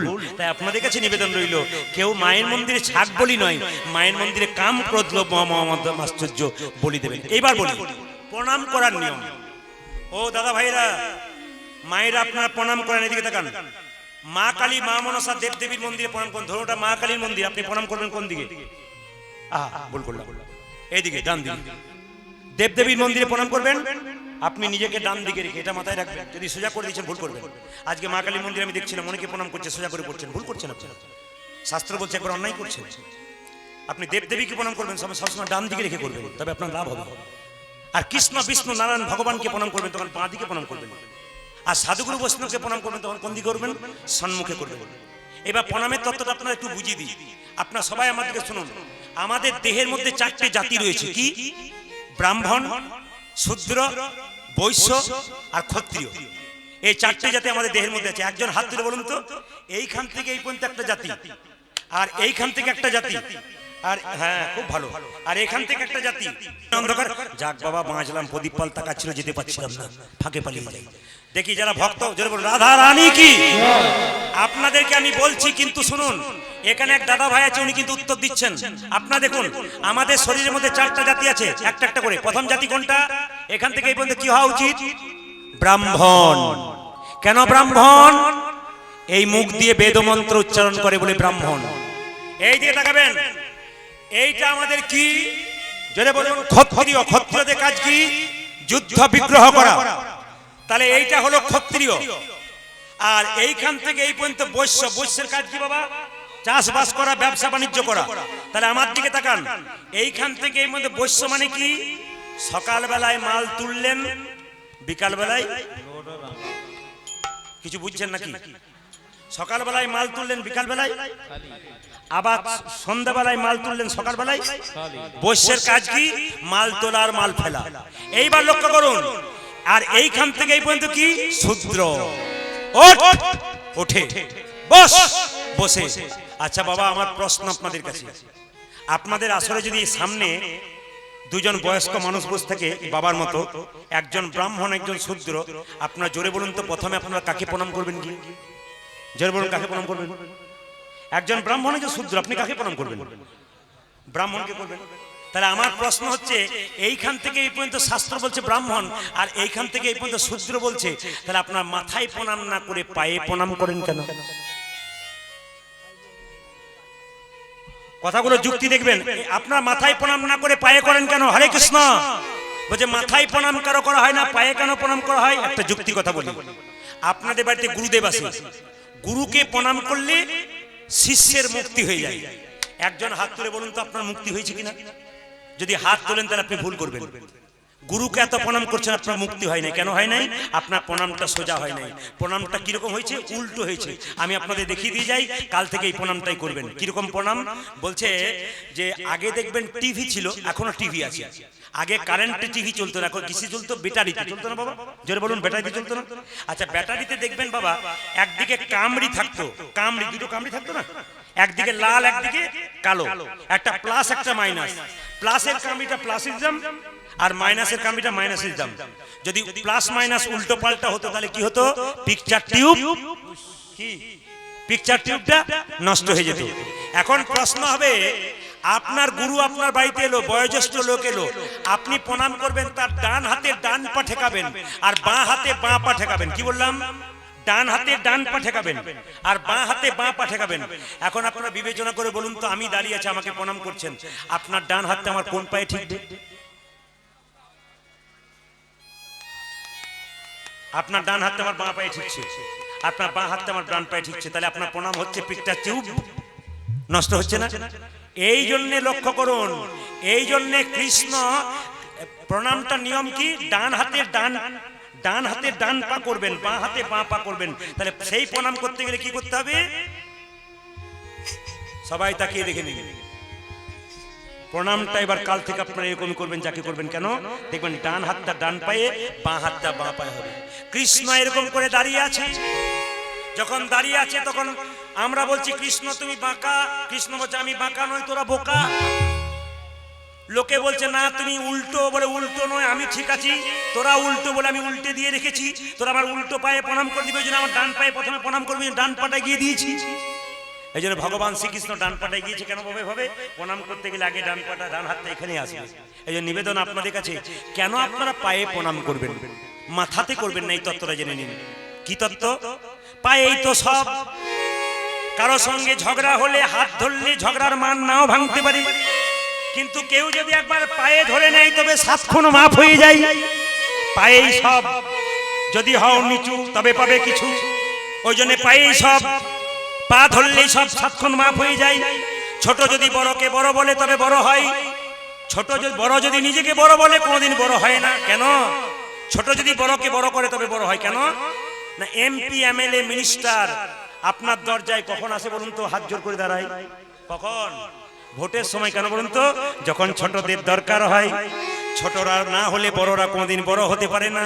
এবার আপনাদের বুঝিয়ে দিই পায়ে কেন প্রণাম করবেন। মায়ের পেটে যখন বাচ্চা থাকে 7 মাস বয়সে কি খেতে হয়? নিরামিষ খেতে হয়। 7 মাস বয়সে মেয়েরা এখন নিরামিষ খায় না, কি খায়? ফুচকার দোকানে ফুচকা খায়, আর যত হিন্দুর ঘরে ফুচকে ছেলের জন্ম হয়। এই জন্য আপনারা লক্ষ্য করুন মায়েরা, মায়ের গর্ভে যখন বাচ্চা থাকে পাটা কোন দিকে থাকে? পাটা কোন দিকে থাকে? পাটা জোরে বলুন ওপর দিকে, মাথাটা নিচের দিকে। 7 মাস বয়সে কৃষ্ণ গর্ভের মধ্যে সবাইকে দেখা দেয়। তাহলে মাথা যদি আমাদের নিচের দিকে রইল, পা যদি উপরের দিকে রইল, গোবিন্দ যদি 7 মাস বয়সে দেখা দেয় আমাদের সবাইকে গর্ভের মধ্যে, তাহলে বলুন তো আমাদের মাথার দিকে গোবিন্দ বসবে না পায়ের দিকে বসবে? জোরে বলুন। হ্যাঁ, বাঁ দিকে মায়েরা বলছে পায়ের দিকে। আপনারা কি বলছেন? কোন দিকে? মাথার দিকে? চুপ থাকাটাই বুদ্ধিমানের কাজ। বলুন কোন দিকে থাকবে? পায়ের দিকে থাকবে। ভগবানের বসার জায়গা কি? পদ্মাসন। পদ্মের রং কেমন? জোরে বলুন লাল। তাহলে দেখবেন ভগবান প্রত্যেকটি বাচ্চার পায়ে বসে। ওই জন্য ছেলে কালো হোক আর পরিষ্কার হোক, পায়ের রংটা কেমন হয়? জোরে বলুন। তাহলে ভগবান পদ্মাসনে প্রত্যেকটি বাচ্চার পায়ে পড়ে, পায়ে বসে। ওই জন্য আমরা নিতাই গৌর হরি বল বলে পায়েই প্রণাম করতে থাকি। এই জন্য আপনারা প্রণামের তত্ত্ব। তবে হ্যাঁ, একটা কথা বলি, ছেলে মেয়ে স্কুলে যাবে, 1 কেজি 2 কেজিতে পড়তে যাবে, বাচ্চাকে শেখাবেন মা বাবাকে প্রণাম কর, দাদু ঠাকুমাকে প্রণাম কর, তারপর তুই যাবি। কিন্তু আমাদের মেয়েরা কি করে বলুন তো? আগে থেকেই দেখবেন ছেলে যখন 1 কেজি 2 কেজিতে পড়তে যায়, মানে কেজি 1 কেজি 2তে, তার মা তখন কি করে? খোকা। মানে কি বলুন তো? না না না, ভুল কথা, ভুল কথা।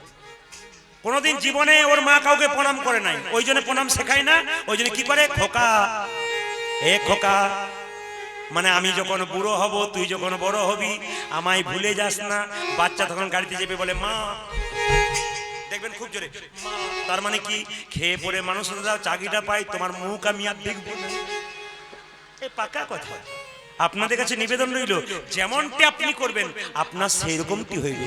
ভগবান শ্রীকৃষ্ণ কালিয়নাগকে দমন করবার জন্য কি করলো?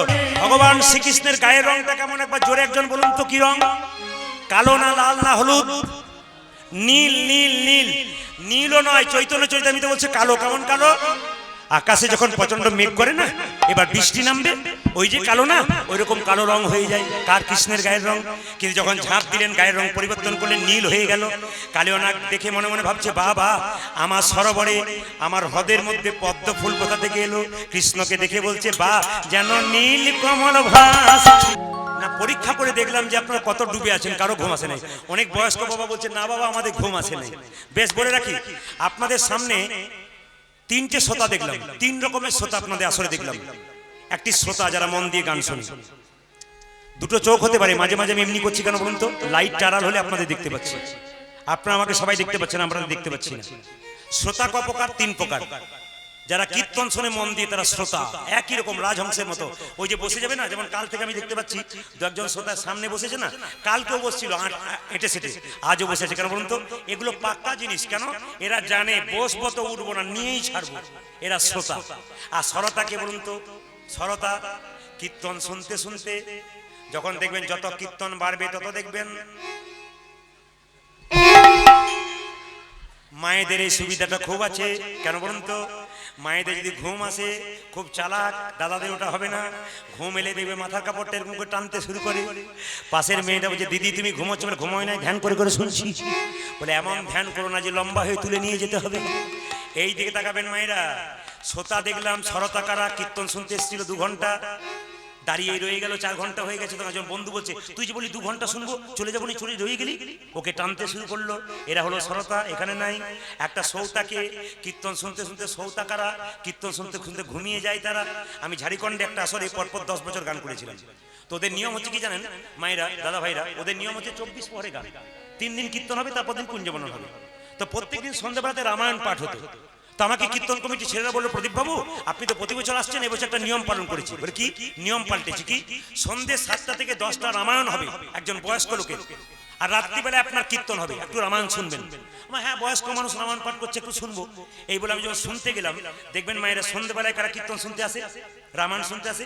বাড়ির বউরা আসতে পারে না, রান্না বান্না করে। শাশুড়ি গুলোকে বলে, ঘরে বসে কি করছেন, ওখানে কি বসুন। তবে ঘর থেকে বার করলেই আর কি বাঁচি, ওখানে কি বসুন। তো বুড়ি মা এসে সামনে বসছে, রামায়ণ পাঠ শুনছে। তো আমি দেখলাম যখন অর্ধেক রামায়ণ পাঠ হয়ে গেল, বুড়ি তখন পা লম্বা করলো। কিছুক্ষণ পর আবার দেখছি গা লম্বা করলো। আমার যখন কীর্তন আরম্ভ করে তখন নাক ডাকতে শুরু করলো। আমার যখন কীর্তন শেষ হয়ে গেল, সবাই যখন উঠছে, তখন ওর নাতনিটা সামনে বসে আছে। সবাই উঠছে নে, বুড়িমা বলছে আরম্ভ হলো। নাতনি বলছে আজ আর হবে না, কাল হবে, চলো। ও চলে গেল। 3 দিন কীর্তন হয়ে গেল। 4 দিনের দিনে সকালবেলা এসে বলছে, বাবা প্রদীপ, তোর কীর্তন কি ভালো রে।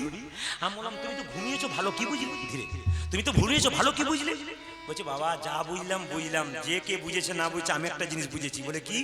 না, আমি 3 দিন ধরে কীর্তন শুনলাম, বাড়িতে ঘুমের ট্যাবলেট খাই, 3টে করে ফ্যান চলে, ঘুমই আসে না।